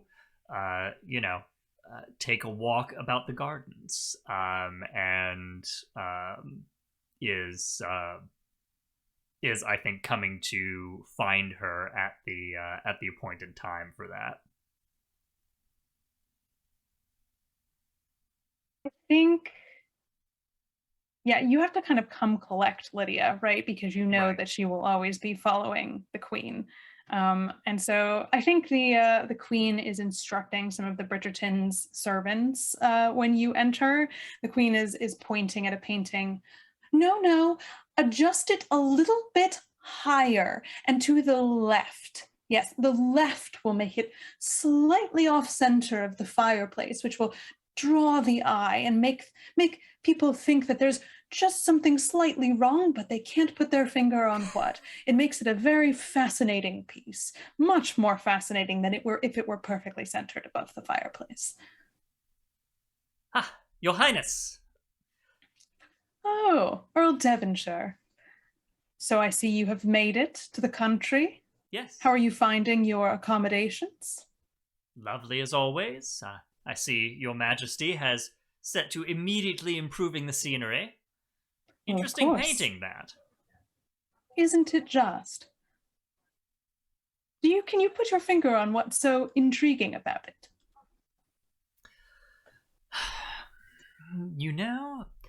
If I were to turn my eye to it and really... Your Highness, I simply can't. But there is something about that one specifically. Yes, it is hard to put your finger on, isn't it? Good. That is the intention. Now, Lord Devonshire, are you here with a purpose?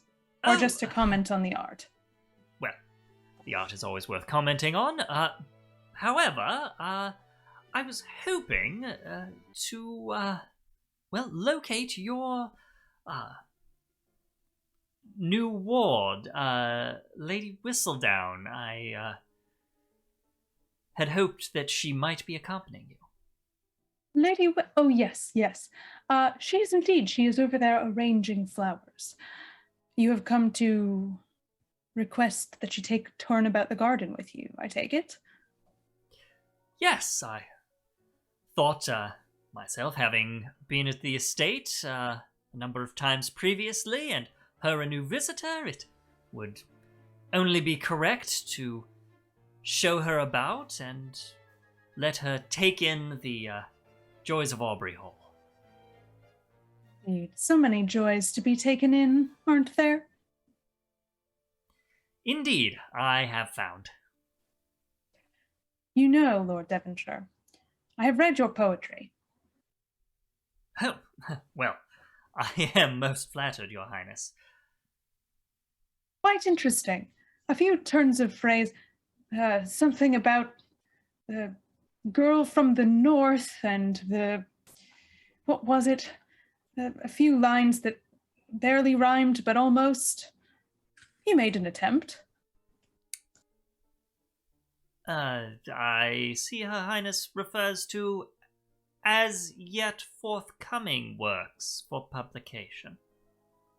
Yes, I do indeed. Is this the quality of poetry that you will continue to send Lady Whistledown? Does Her Highness find fault with it? Of course, I am the Queen. I find fault with everything. Tell me, what are your plans to improve your poetry writing? Well, Your Majesty, I suppose I shall have to bend my eye to Petrarch with greater fervor. I clearly have some studying to do.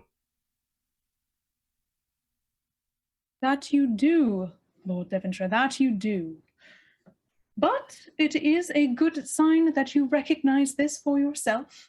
After all, seeing one's faults and self-awareness is so very important in a successful match. After all, if you do not see yourself clearly, how can you see another? Yes, your receptiveness to criticism does give me some heart. I think I shall allow you to take a turn about the garden with Lydia Whistledown, should you still wish to, that is. Well, yes, of course. Most gracious of Your Majesty. You do know that I have declared her the emerald of the season, do you not? There is a diamond, of course, already, but I figured emeralds are my favorite jewel, and why could I not have a whole necklace of young society debutantes, should I so wish? I'm sure the Lady Whistledown, the false virgin, shall have something to say about this in her next society rag, but I am the Queen. I may do as I like, and I shall say that Lydia Whistledown will be the emerald of the season. Well, that is most gracious of Your Highness, and in that case, I can only hope that my endeavors in supporting your jewels are not found as lacking as you seem to suggest they've been so far. Oh, don't take it so hard, Earl Devonshire. Everyone has to start somewhere, eh? Well, I found your attempt was adorable, actually. So, provided that you're able to clean up your linguistics and, study pentameter a little bit better, the rhythm of the line, not just their ability to rhyme, eh? I think we shall have a potentially successful match indeed. Yes. Too right, Your Majesty. Too right indeed. I think she kind of leans over to you. Don't worry, my husband was a terrible poet at first, too. It can be trained out of you. Percy looks just baffled. He does not know what to do at this point. I think in her way, she decides that that's the end of the conversation, and she waves her hand. She's over there. Would you like me to call her? I'm the Queen. I don't call anyone. You may go fetch her. She's over arranging flowers. I do hope to see more of you, Earl Devonshire, and your poetry. Good luck. Yes, certainly, Your Majesty. And Percy sort of walks over to Lydia Whistledown, kind of mumbling to himself. This fourth north. Rare. Lord Devonshire, is anything the matter? Oh, Lady Whistledown.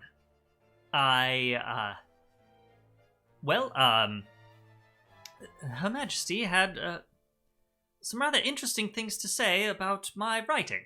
I hope it has found a somewhat more forgiving audience in your ear.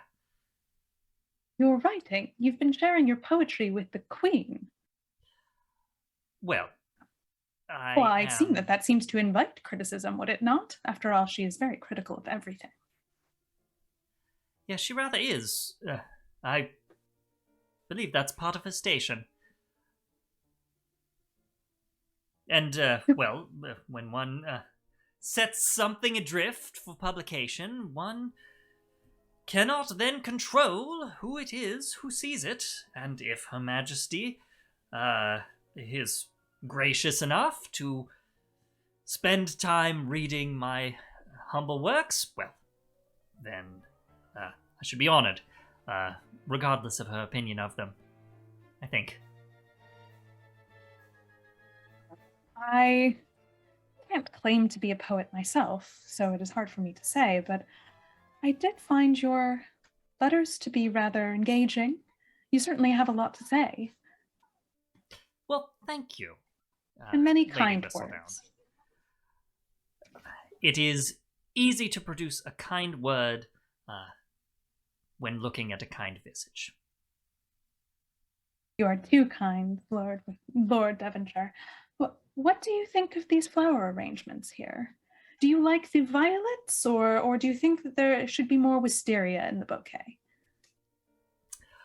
Can I spend a resolve token to have Percy correctly intuit what Lydia wants to hear at this point? Absolutely. Great. I think here I will accept that on behalf of Lydia. She definitely wants you to be involved. So she wants you to look at her bouquet, but she doesn't want you to make a big change. She does want you to state an opinion, though.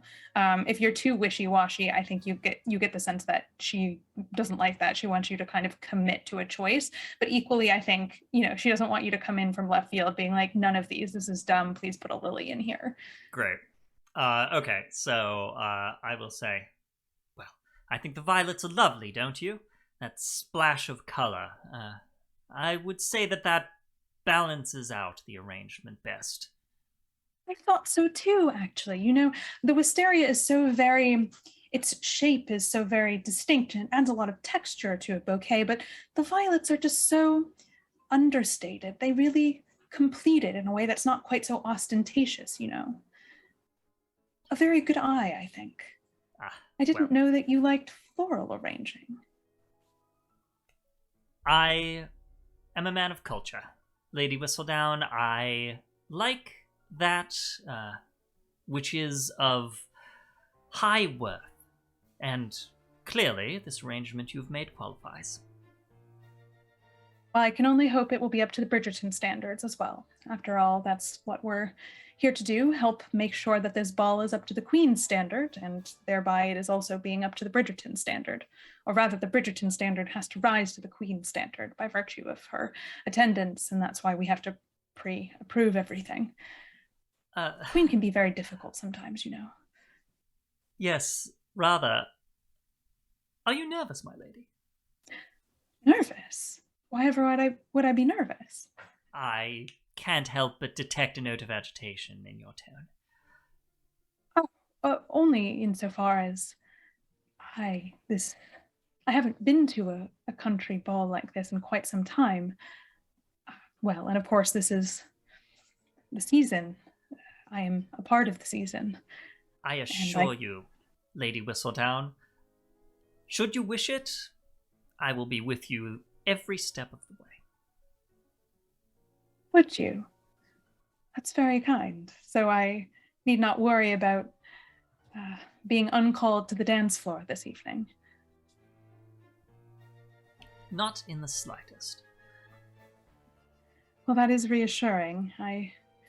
Well, I don't know very many people in the town yet, and I fear they're all somewhat afraid of me because they know that I reside with the Queen. Understandably, I think, but nevertheless, it does make it quite difficult to make friends. Well, I should not be so bold, as our acquaintance is yet new, but I would already consider you a friend, Lady Whistledown. That is the second kind thing you have said to me. I hope I can only return the favor by giving enough kindness back. You may return the favor by accompanying me for a turn in the gardens. What say you? It would be my pleasure. Do you wish to show me some of the flowers? I think you will find... Your expert eye, after all. Yes. I think you will find the Bridgerton's flowers most exceptional. Speaking of friends, do you happen to have seen that Miss Birnbaum that I met at the ball? Is she going to be here in the country? Well, I couldn't say. She was ever so lovely, and I did. She did send me a note about tea, and of course I was eager to reply, but then the Queen was insistent that we move all of our things up here and we prepared for the Bridgerton ball. It does seem to be one of the country events of the season, and no one can miss it. And so I'm afraid I wasn't able to dash off a thorough enough reply to her. I do hope she'll be here and we can have our tea then. Yes, I'm sure you'll find time for tea with Miss Birnbaum sooner or later. It's wrong, Earl Devonshire. Your tone just seems to have gotten a register lower. No, nothing at all. Nothing at all. The gardens. Yes, the gardens. I don't even know. I don't know if this is actually even appropriate. Is it appropriate for him to offer his arm, or is that too forward? Oh, no, totally fine. I think especially as you've pre-cleared it with the Queen, and she's kind of given you her approval. All you're doing is taking a turn about the garden. I think that's you're promenading. Yeah. Then, yes, Percy will offer his arm, and I think as they exit, he sort of maybe makes brief eye contact with the Queen, with a bit of a all right. I'm doing the thing. I hope I'm doing a good one. I think the Queen narrows her eyes at you, kind of like she's appraising a painting and trying to find a way to make you more interesting. All right, and But she nods. Yes, and I'm comfortable leaving that scene there. Amazing. Fantastic. God, I love these characters. They're delightful. Perfect. All right. Shall we move on? Henry, would you like to have your encounter with George? Certainly. Bring him on. Great. I was going to say, I think that this might be kind of like a coincidental. Yeah. I think, what is it? It's kind of like one of those when they're doing the long walks, kind of like around like the countryside and the dirt paths. I think at this point, Henry is very probably not very long after that encounter with Percy. But how does this work? Where does George show up? I would absolutely love to offer a resolve token specifically for George and his fox hunting party to run into Henry and the quail hunting party, or the pheasant hunting party, or the queasant hunting queasant. party. The queasant hunting party. I'm down. As they are both sort of converging back towards the manor house. Absolutely. Yeah, I will take that resolve token for show. Great. Fabulous. Yeah, I think in that case, George, I think, would see you before you see him. And he just like stops short in his tracks and he shouts, "Wyeth!" I think the strange thing is probably my right side is to him, as I'm kind of like looking back at the rest of the hunting party, and I kind of square myself, at which point he sees the cut sleeve. George, pleasure to see you. What a coincidence. Yes! I thought you were staying in town to take care of some things. Ironclad social schedule and all that. Didn't tell me you'd be at the Bridgerton ball. My physician has recommended that I get some country air rather with very short notice. Very convenient physician. Well, you only see them when you need them. Congratulations on your engagement. Very exciting. You know, yes. I must say, you didn't seem like the type that women would fall all over once we got back to London, but look at you now. Yes, it's quite the bit of news. Yes. Isn't it? Yes, it is. The fiance and the scandalous friendship with the lady. You're really determined to make the Napoleonic Wars the least interesting thing about you. And what about yourself, George? Still untethered, as it were? Yes, and happy with it. I respect a man who commits to the institution of matrimony, but it is not for me just yet. Imagine a wife would have something to say about the fox hunting. Probably for the best then, yes. I suppose that you found your quarry. Indeed. I think our quarry may have found yours, in fact. Very well. Yes, I'm afraid I have nothing for anyone to fry up tonight, but I'm sure that another opportunity will present itself if Percy does seem much more enthused about the practice. Percy? Earl Devonshire. Oh, I forgot that you were friends with an Earl. Yes, quite a matter of benefit, I would say. I would assume on some occasions we get to be put on a pedestal, as it were, every so often. What about your own acquaintances? I'm sure there's someone that is happy to hear your illustrious tales of the French front. Oh, all of them. I have made many new friends with my stories, in fact. Oh, certainly. Name some. He does rattle off a list of names. None of them are names that you would recognize because they are not people from high society. More like he's gone into a pub somewhere and started regaling people with stories of his exploits. I'll take that token. Yeah, so resolve token from Lady Sloan. George knows rumors about Henry's dalliance with Rowan as well, and finds a way to subtly hint that he knows to get a dig at Henry. Yeah, do you accept that? Because you can always accept that. Oh, I'm going to. Oh yeah, I was gonna. So accepted. Would you like me to move it? Yes, please. Will do. Yeah, at which point Zach, did you move your token from earlier, or do you want me to do that too? Would you mind moving that? Sorry. Sure, no problem. Yeah, I think at this point, as George is rattling off these names, that I think at this point, yes, it's It's good to hear that you're so busy.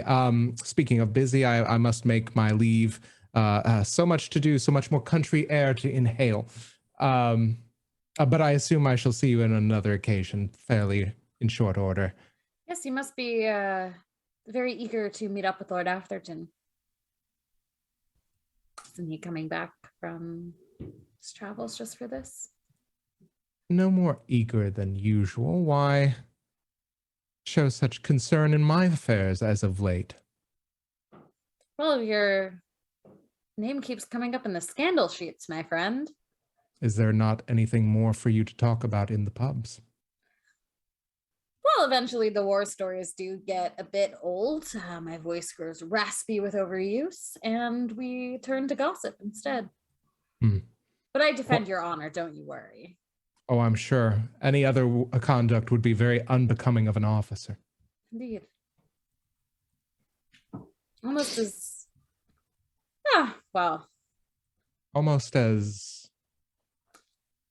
almost as unbecoming as being caught unchaperoned while engaged to someone. But I'm sure Lady Whistledown invented that one whole cloth. Unchaperoned with childhood friends. Have you ever had a childhood friend that's been able to endure you as long as now, George? Oh, Henry, you are a wit.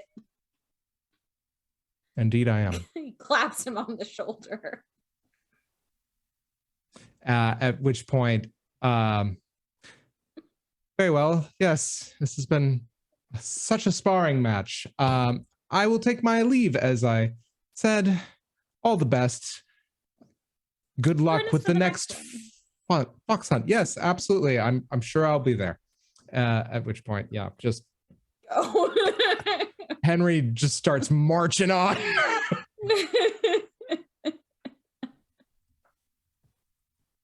I have to ask if that laugh is in character. It is and it isn't. Yeah. He definitely is like, oh, this is all good fun. But also I love it. Absolutely. Yeah, I think at this point, like easel underarm, I think Henry is just stalking off. Henry. Beautiful. Gotta love that. Henry has some great friends. Yes, Henry truly does. And yeah. That's how to pick up. Chloe's rivals are holding up to their reputation. Gotta love a Chloe rival. Amazing. Now, do we want to check in on what's going on with Rowan? And perhaps the meeting with Marquess in the countryside that might perhaps be interrupted by a Bridgerton or two? Sure. Let's do it. All right, so set the scene. What's Rowan getting up to in the countryside? I'd say that he's riding up to the estate. Riding gear, horseback, as if he was arriving, essentially. Let me describe Rowan very briefly. The facial structure seems very similar to that of Sloan's. They are pretty much, even though they are fraternal twins, they have always been identical in many regards. There is a carefree, roguish, very handsome, cut to his jaw. He's clean shaven, and there's some creative use of makeup to mark some form of stubble, but it is very light around his chin and jaw. His hair is cut rather short, pushed back a little bit by the wind as he's riding up.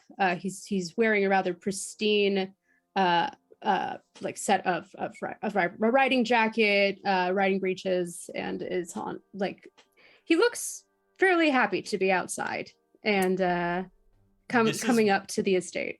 This is very important. Does he have mutton chops? no.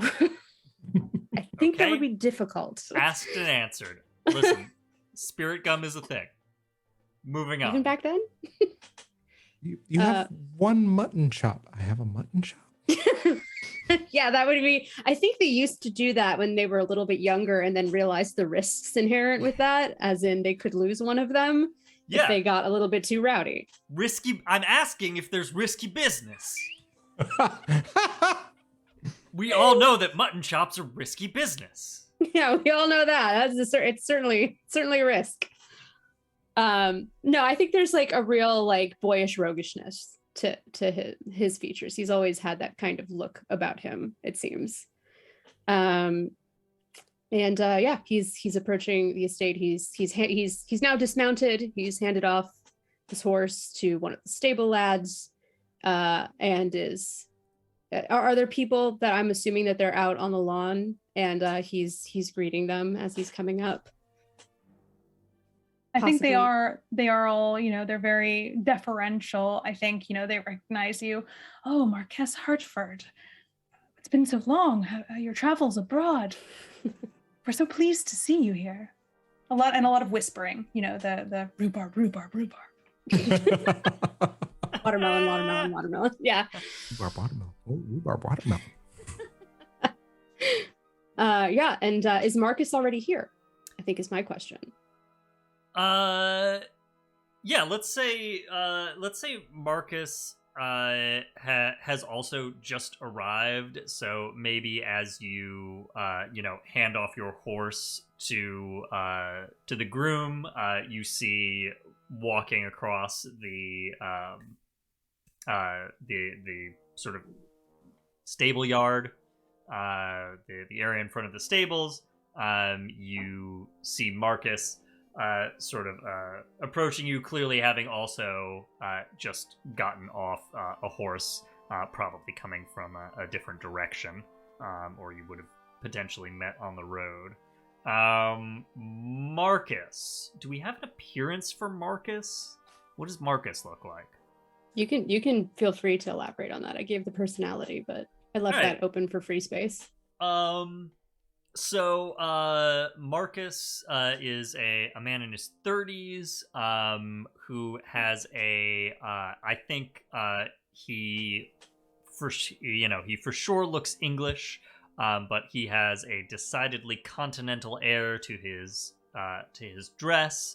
I think I don't know exactly what that would entail, but he looks like someone who has been in Italy of late, right?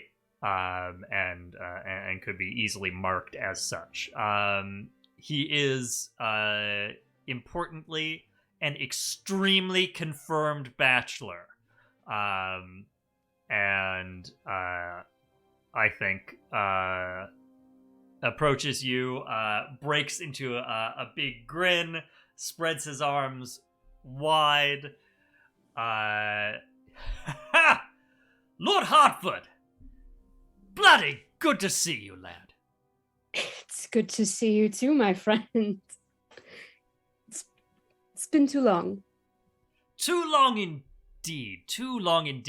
He puts a hand on your shoulder, and I think that is the moment at which he, feeling the particular slope of that shoulder, something sort of. Mm-hmm. Well, I was perhaps misled as to who would be here. Really? Well, not Which so far. Which rumors have you misled. been listening to? All kinds of rumors. In Italy, it's rumors day in and day out. You have no idea. I would certainly love to be there, though. Eves of Venice, my lad, are absolutely flittering about with rumors of all sorts. London, it seems, has had its share of rumors itself. Or so my sister has told me. Yes, she had some very interesting things to say on that subject in her letters. apparently there's someone doing quite a lot of writing in our country's capital. Indeed. Curious that. Well, it seems to be entertaining most of the people. Although I'm not sure how much stock I would put into it. Yes, well, that, my dear lad, is because they cannot produce their own entertainment. You catch my drift? Well, we must prove to be more entertaining than the rumors, then, my dear friend. And how exactly do you propose to do that, my lord? Well, we are in the country. All we have for entertainment is each other. And I aim to make the most of it. Well, that much I have seen from the first. Let us see what we can stir up then. Indeed. I think this is can stir up. this is the moment that you hear another man on horse approaching and rides up. This is a very strapping looking gentleman.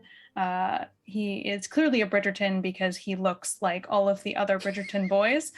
So you struggle. Yes, true. You struggle to determine which one it is at first, but you immediately ascertain this as the Bridgerton man hops off the horse and moves to clap you on the shoulder, Marcus. What ho, friend! It has been some time since I've seen you, Marcus. How's the art? Ah, yes, sometime indeed. Well, I could ask of you the same question, could I not? Well, the painting goes well. You know I am working on my application for the Academy. I do hope it will be successful. Yes, well, I'm sure it shall be. Young man like you, of such prodigious talents, in many ways. You are too much, Marcus. I have not yet proven myself in the arts. I just seem to enjoy Some of your them. work has already been shown in some of the higher-end salons in London, though, my dear sir. Well, that is true enough. But is it because of my name or my talent? That is the endless question. Why not use your name to further your talent? You know, I hadn't thought about it quite like that before. Maybe I should use my name to further my talent. Build a brand of some variety? The Bridgerton brand? It does have a ring to it. It does. Yes, you could start engaging in self-portraiture. I know a fellow or two who might not be too disappointed about having that particular face hanging in their hall. Oh, indeed. While the mirrors always lie, it is very difficult to paint a self-portrait, I have found, because you always see yourself differently than you really appear to others. That's at least my belief. You could always practice on others first. You could always lie. Just That make too. it whatever you want. You're the one painting it, son. By golly, am I glad the two of you are here. Shall we find a drink? Oh, I was hoping you would ask. Thank goodness. And I thought I was going to have to endure the Pall Mall forever. Well, we can't have that. Anthony all die of and Kate boredom Sharma, before we we've were even all started. standing there, and then the two of them were just going at it. Like, it was ridiculous. Anyway, waste of time. Would much rather be drinking with the two of you. Shall we? Lead on. And I think with a wry grin, he leads the two away. Oh man, I'm about to gender this whole dude. Beautiful. Love a canonical. I also really like that apparently both Marcus and Rowan are both gunning for this guy. It seems. Yeah. We're both like Beautiful. a gentleman's agreement has occurred here. The first Well, time it's happened. Yeah, I feel like this is nothing new. You know, if Bridgerton is not going to give us a bye Benedict, we got to give it to ourselves. Really, like that's all we can do. So Shonda, here we call go. us. We can have a little by Benedict as a treat. Yeah. Are you worried about the Benedict season being boring or dull? Give us a call. We'll help you out. I'm just thinking that We'll write it right now. Yeah. I'm just thinking like a telepathic conversation between the two of them. It's just like, this kid isn't gonna know what hit him. So we're gonna hit him with the whole 1-2 punch here. Yeah. Brilliant. All right, let's go over and check in on our other favorite couple, Henry and Sidonie. Where do we find you? I think. Sorry, go ahead. Oh no, you go. I was gonna say, are we in the Birnbaum parlor, as it were? You mean the Bridgerton parlor? Oh, pardon me, the Bridgerton parlor. Yeah, I was gonna say. Yeah, that would make sense. Just something like cozy but still kind of formal to befit the occasion of my aunt being about to interrupt us. Not that we know that, but I feel like Sidonie always thinks it might be about to happen. Yeah. Oh, actually, you know what? I think I'm in a foul mood. I'm coming straight off of dealing with George, and I think there's just kind of like. And may I remind you that before that, Percy said some very untoward things about the fine lady you're going to meet. Yeah, exactly. And between that and between kind of like the hunting and kind of like that moment at the end, I think I think my tone is a little clipped. Probably yeah, I read about everything in the papers as it was put to me, but I suppose I wanted to check and see how you have been feeling about what has transpired, especially pertaining to the contents of your letter. I hope you know that I had nothing to do with that rumor. I was just as happy as anyone else to figure things out privately. Of course, yes, of course. Yes, I would have preferred to do it privately, but I don't know. I suppose it was going to come out sooner or later. I wish it hadn't been through Lady Whistledown, but not much to be done about it now. True. How are you feeling? I'm fine. I'm fine about. I will admit that I had hoped that there would be some measure of quiet subtlety to this announcement, but Lady Whistledown had other plans, and so we must make do, as is our way.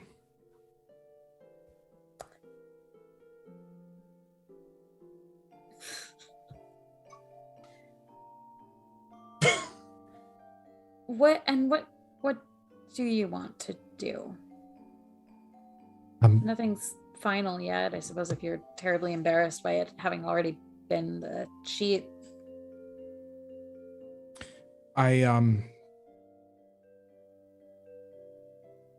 What a silly question. Of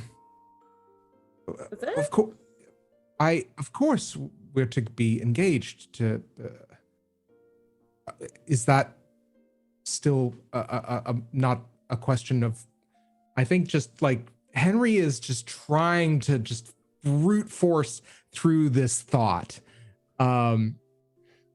Is this not a suitable arrangement? Is this not the proper course of action? Do you have your doubts? No, of course not. I just, some people prefer not to be in the spotlight, and I'm not really someone who should be written about in scandal sheets anyway, and yet seem to have found myself the subject of more than one rumor. I just wanted to give you the option. Well, if you'll forgive me for my saying, but I've been led to believe that rumor and scandal is more something of interest to you, obliquely speaking. I prefer to be one of the people talking about it rather than one of the people being talked about. But does this not feel awful to you?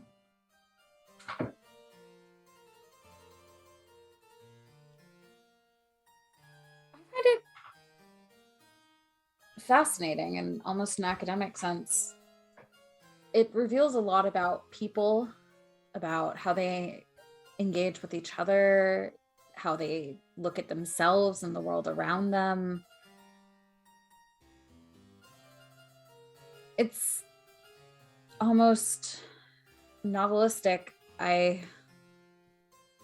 There's really no plot as good as what people invent for themselves. I suppose in all honesty, I've never found much entertainment in these sort of salacious scenarios. I apologize if that seems blunt. No, I prefer you to speak your mind. I would wish the same.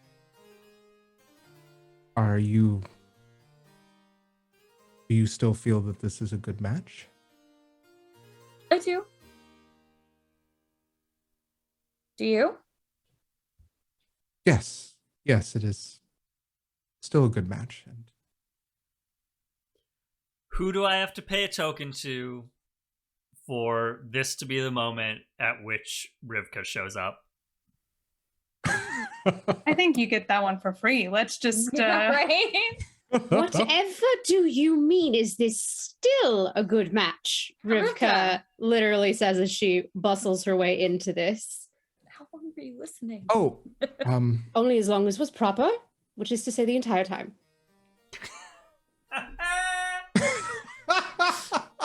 It is my business. The business of getting you two wed, which is still happening. Yes, of course.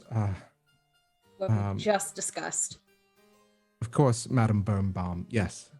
It is might as well be settled. Excellent. That is what I wanted to hear.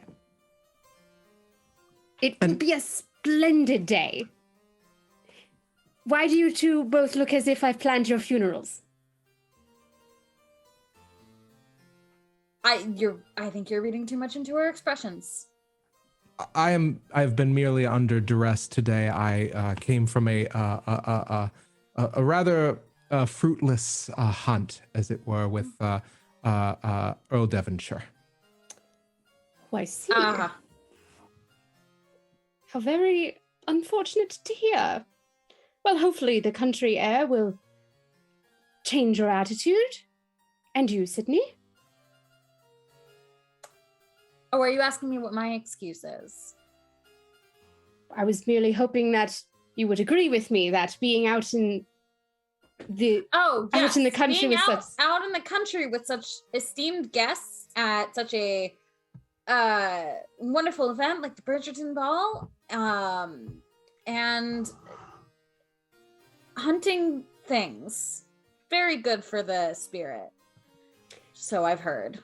She's giving you that look that only like a Jewish grandmother can. That I don't think I need to describe to you. No. But it's like, I know you're lying to me, and we're going to have words about that a little later. I suddenly find myself in need of more of this country air. If you wouldn't mind my taking a moment. He looked at him so helplessly. Yeah, I was also about to ask who I could offer a token to get Henry out of here so that word could happen immediately. Yeah, at which point, Henry just rises and says, Miss Birnbaum, Mrs. Birnbaum, or is it Madam? Go back to Madam, I enjoyed that.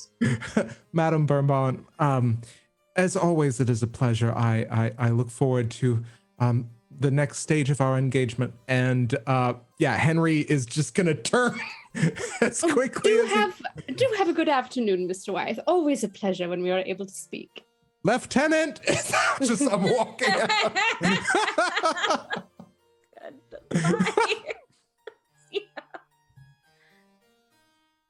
Did you have to chase him off? Did I chase him off? She sits down in the parlor chair. Is that what you would describe it as? I think that young man has been severely turned around based on your own behavior, my dear, over these last few weeks. How? Getting written up in one of Lady Whistledown's pamphlets for antagonizing an Earl of all people. The time you spend with that Lady Atherton and her brother, they have done you ill, my child. You believe you can speak your mind to the rest of the peerage.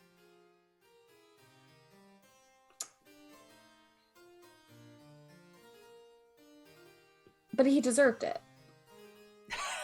I'm sure that he did, but you did not need to be the one to deliver that news to him. It's not your place. You risk losing what little position you have with the lieutenant.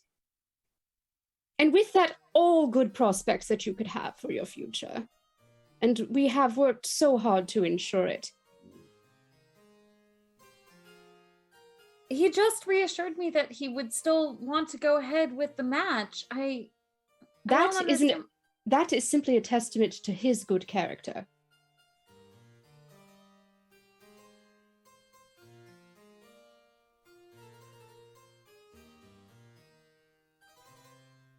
He's friends with the Athertons. Surely he knows. Yes. The lieutenant has something that you do not. That is land, title, and money. If you were to wed him, by all means, you may tell the Earl exactly what you think of him.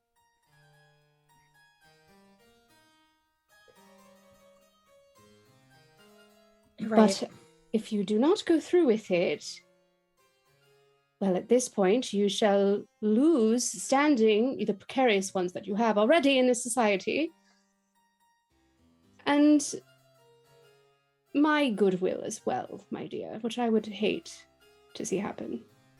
Well, I fully intend to go through with it. Good. Then this is merely a hypothetical conversation that we are having. I'm sorry. All is well still, my dear, and please do smile. As if your life does depend on it.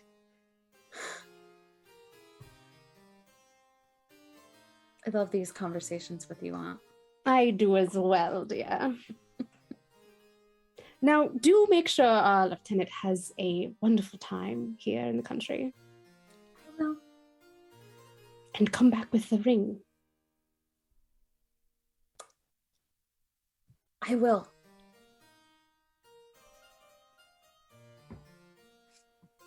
Beautiful. Beautiful. What a bow. Oh. Slow clap it out. Yep. God. That was great. I love the comparison of like Sidonie kind of drop kicking Percy at the end of last episode, and then this time we have her aunt drop kicking her. It's beautiful. She comes by it naturally. What can I say? How the tables have turned. If only Percy could see this now. No, Percy's none of us like want at that. the window, like.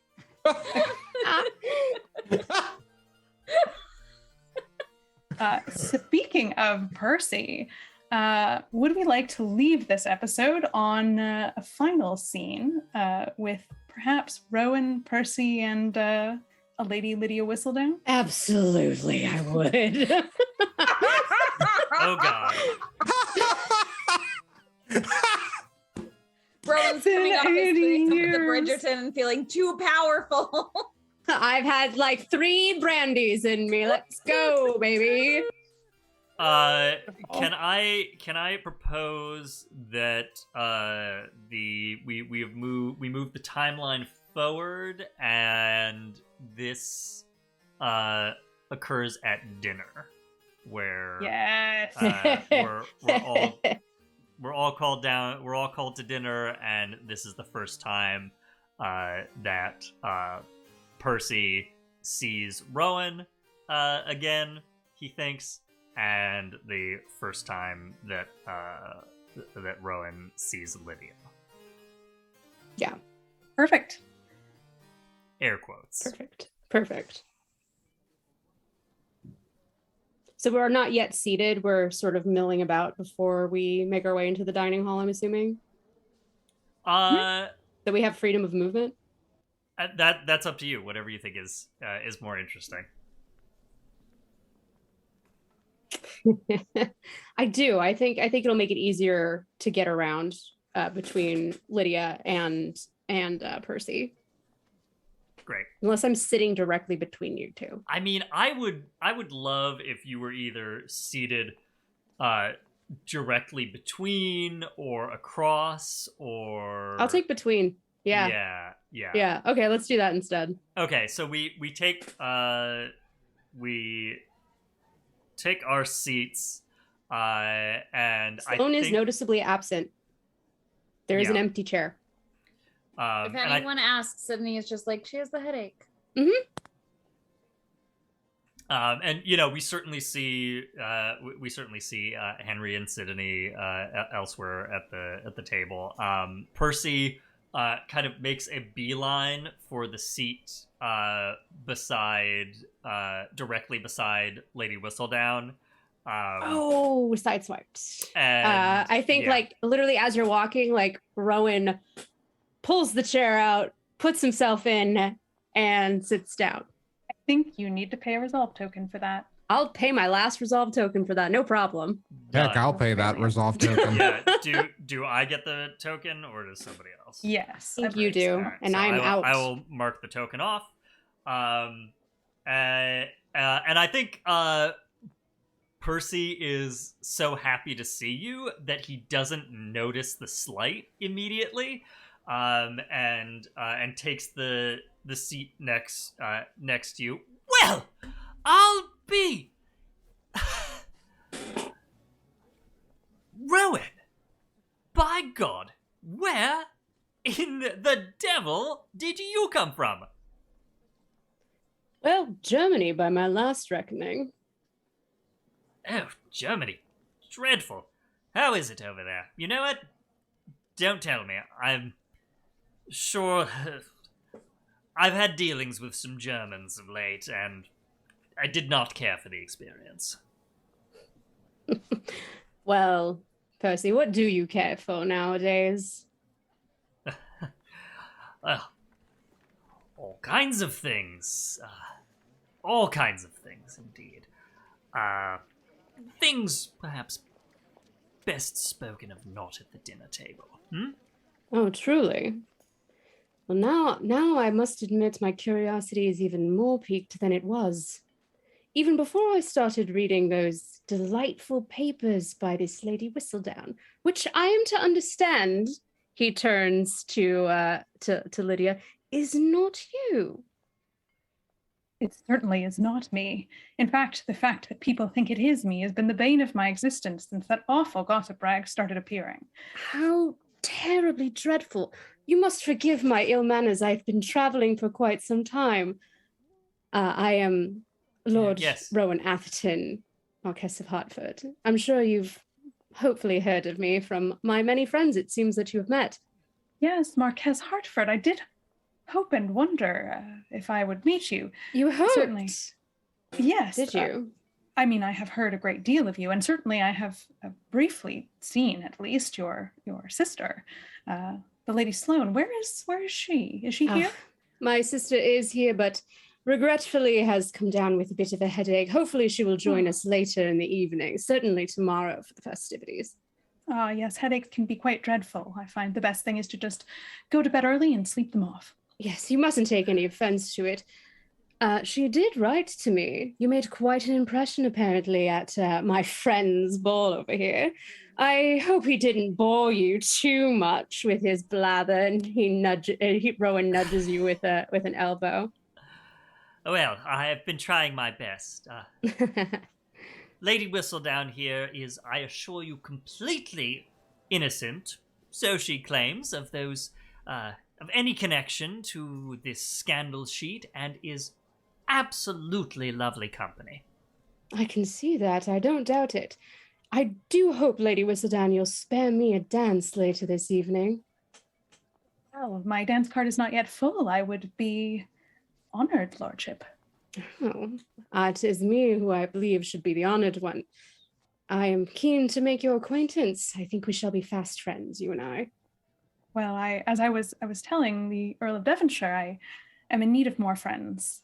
This is my first season in London, and I'm afraid things are a bit more dreary and boring up north. Dreary and boring? Well, we have to fix that, Percy. We can't let this charming woman leave London society calling us dreary and boring. I won't stand for it. No, neither will I, but that's what I've been saying the whole time. And I assure you, Lady Whistledown, you could have no better friends than the two gentlemen that you see seated beside you. And I'm sort of like angling around. Yeah, he's because deliberately I am not "Hey!" seated beside her at all at this point. I feel like the queen is definitely watching this go down, like very approvingly, like, yes, my emerald should be fought over. Like, this is great. And I think Lydia she's like, well, I'm spoiled for riches. I'm delighted to have such good friends as the two of you. I must find myself in agreement with you. Well, of course, Earl Devonshire here has been very helpful with flower arranging. He's got strong opinions about flowers. Percy, that's new. Oh. Well, I did not know about your proclivities for botany. I got the impression he'd been an old hand at it. Oh, my dear Earl is a man of many talents. He's not usually so modest about them. One of his charms. Well, modesty is a virtue, and perhaps I have learned a virtue or two since you've been abroad. Don't let him fool you, my dear Lady Whistledown. That man wouldn't know virtue if it came and slapped him across the face. Oh? Is it to do with the rumors? She says this a little quietly. Yeah, did I hear that? Or yes. Did you say that sort of deliberately out of earshot? Oh no, that was a stage whisper. Great. Percy is starting to become confused. Mm-hmm.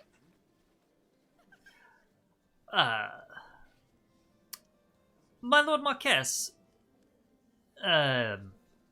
you... Yes, my Lord Earl. Have you had news of, my personage of late? That's... News, let me think. Yes. There's been quite a bit, I think. He's giving you... He turns his head away from Lydia so he doesn't see this, but there is a pointed look at you. Well, It's not very friendly. I must assure you, Lord Hertford, I am not certain that your sources are reliable. Certain people, mutual acquaintances of ours, may be put out for reasons beyond your and my control, and perhaps may be writing things that they do not fully mean. He leans forward just a little bit and whispers, "You deny the rumors that I have on good authority are true and call my sister a liar in the same breath. What do you think any respectable brother would do in this situation, my dear friend?" Rowan, you know that your sister is... She's been I would choose your words of late. very carefully.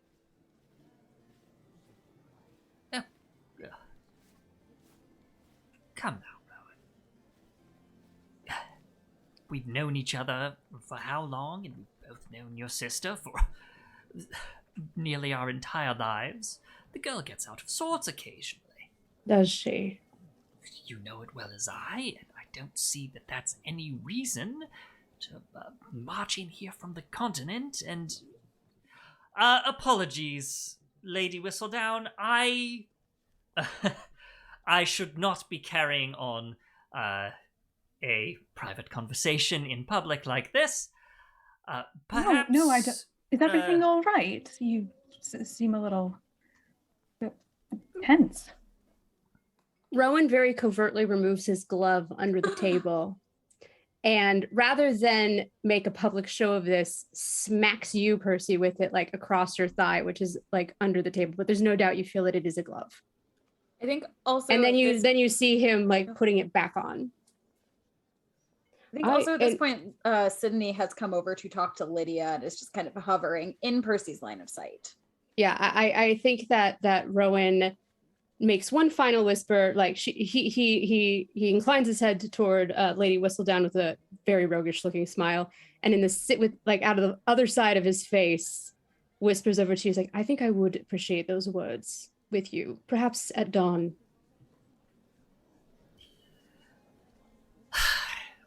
Very well, my lord Marquess. The appointment is made. Excellent. Well, I'm starving. I don't know about you, my lady. I'm gonna spend a resolve token here to make sure that the very first person, I don't know if you even need one for this, the very first person that Percy thinks of as a second is Hank. Oh yeah. Oh God. 1000%. Oh, yay, Sloan didn't think this through. I was gonna suggest it. Yeah, I was gonna suggest it, so I don't need to take the token, but if we want to play the game, I'll take that token. Yeah. Just really Brilliant. them. I got 3. Please take it. You have 4, and now you have 3. Ah. Aha. Math. Yeah, so I think we definitely then like get a view of Percy looking down the table to where Henry is sitting at this point. Oh God. Okay, Henry, do we also like lock eyes? Because it's Rowan over here now. Yeah, I think we do momentarily. I think at this point, like, remind me, like, Sidonie, we're just coming in, right? Or have we just been having I our feel own? like maybe like you guys are coming in from your conversation previously, and maybe Henry, you would have come in first because Sidonie stayed behind with Rivka. Oh, yeah. So maybe when I come in, I haven't been sitting with Henry. I've just like walked straight over to say hello to my friends. And what a scene you've found. Yeah, so I feel like that tracks, and I feel like this Henry the first time that you are seeing Rowan, or who you believe to be Rowan? I think so, in quite some time. What do you look like? What does your face look like? I think there's just Henry has had a very hellacious day for somebody in the Regency era, just very put upon. And I think that when Henry sees Rowan, his face is ashen. And I think there's just kind of like this, there's this slight kind of open mouth that and then just immediately shuts and gets overwhelmed and overtaken by military bearing. I will pay you a resolve token for Sidonie to have taken note of this. Yeah, please. Yeah, please. I'll take it back. Sure. I'll take that. I'll take that token back. Brilliant. That brings you to 4. I think the last shot we get of this scene with this challenge having been made, at least audibly to the people sitting at, in that general vicinity, we get Lydia looking absolutely bewildered at 2 men who declared themselves her only friends here and then decided to duel each other. So it sounds like. So she doesn't know what to do. I think the queen is looking very approvingly at this sort of test of metal. Her emerald there's contention. There's a desire for her emerald, and that makes the queen shine all the brighter as a result. And Sidonie, what does Sidonie look like as we pull out of this scene?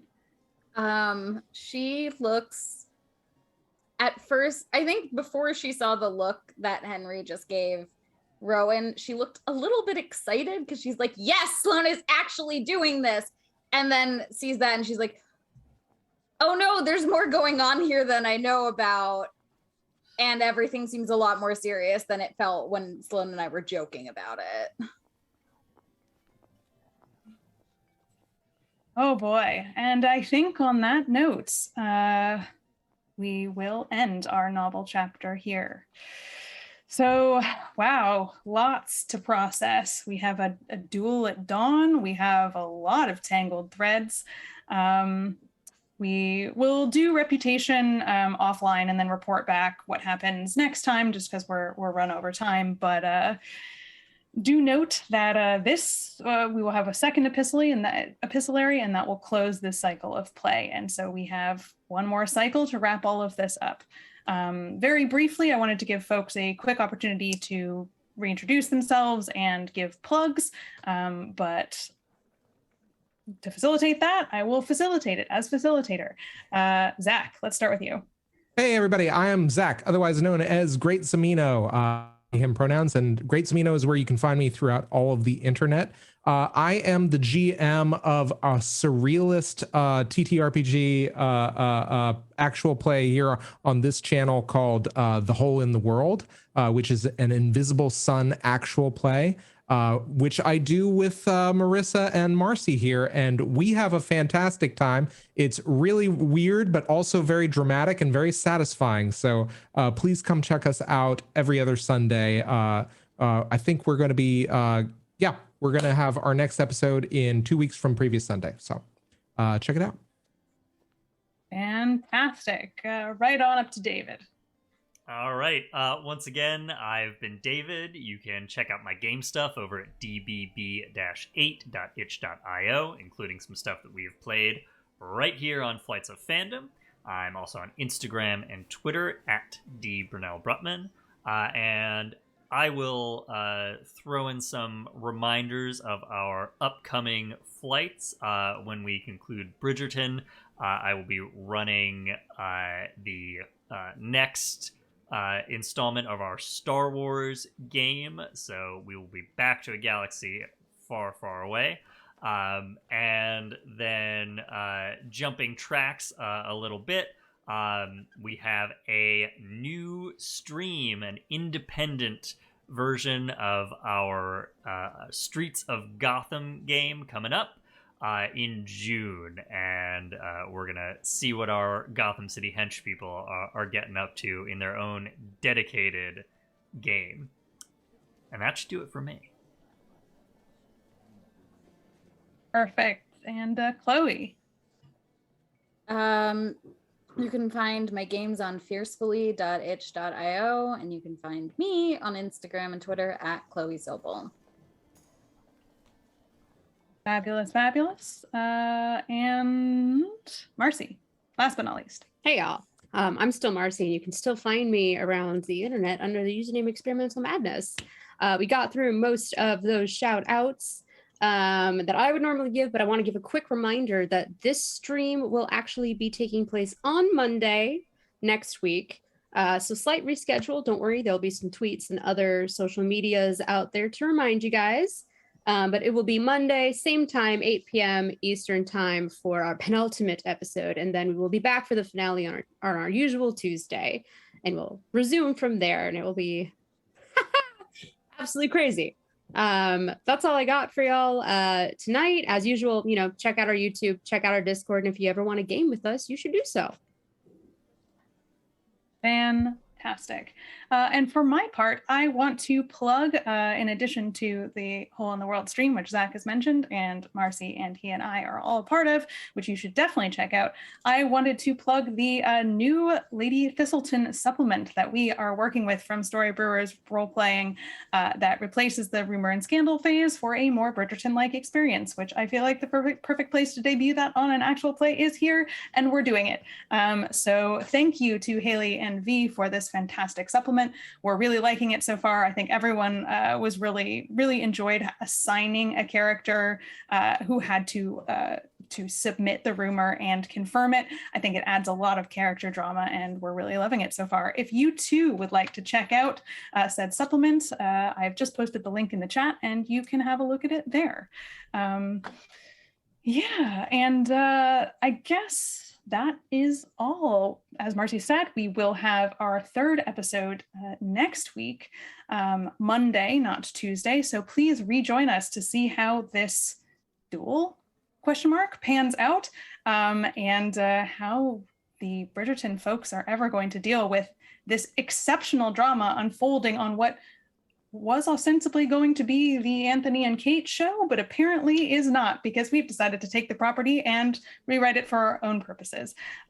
So here we are doing that. Thanks everybody for sticking with us. We appreciate it, and we're always happy to run games and to tell stories for y'all. So thanks for tuning in, and tune in next week for even more of this delightful adventure.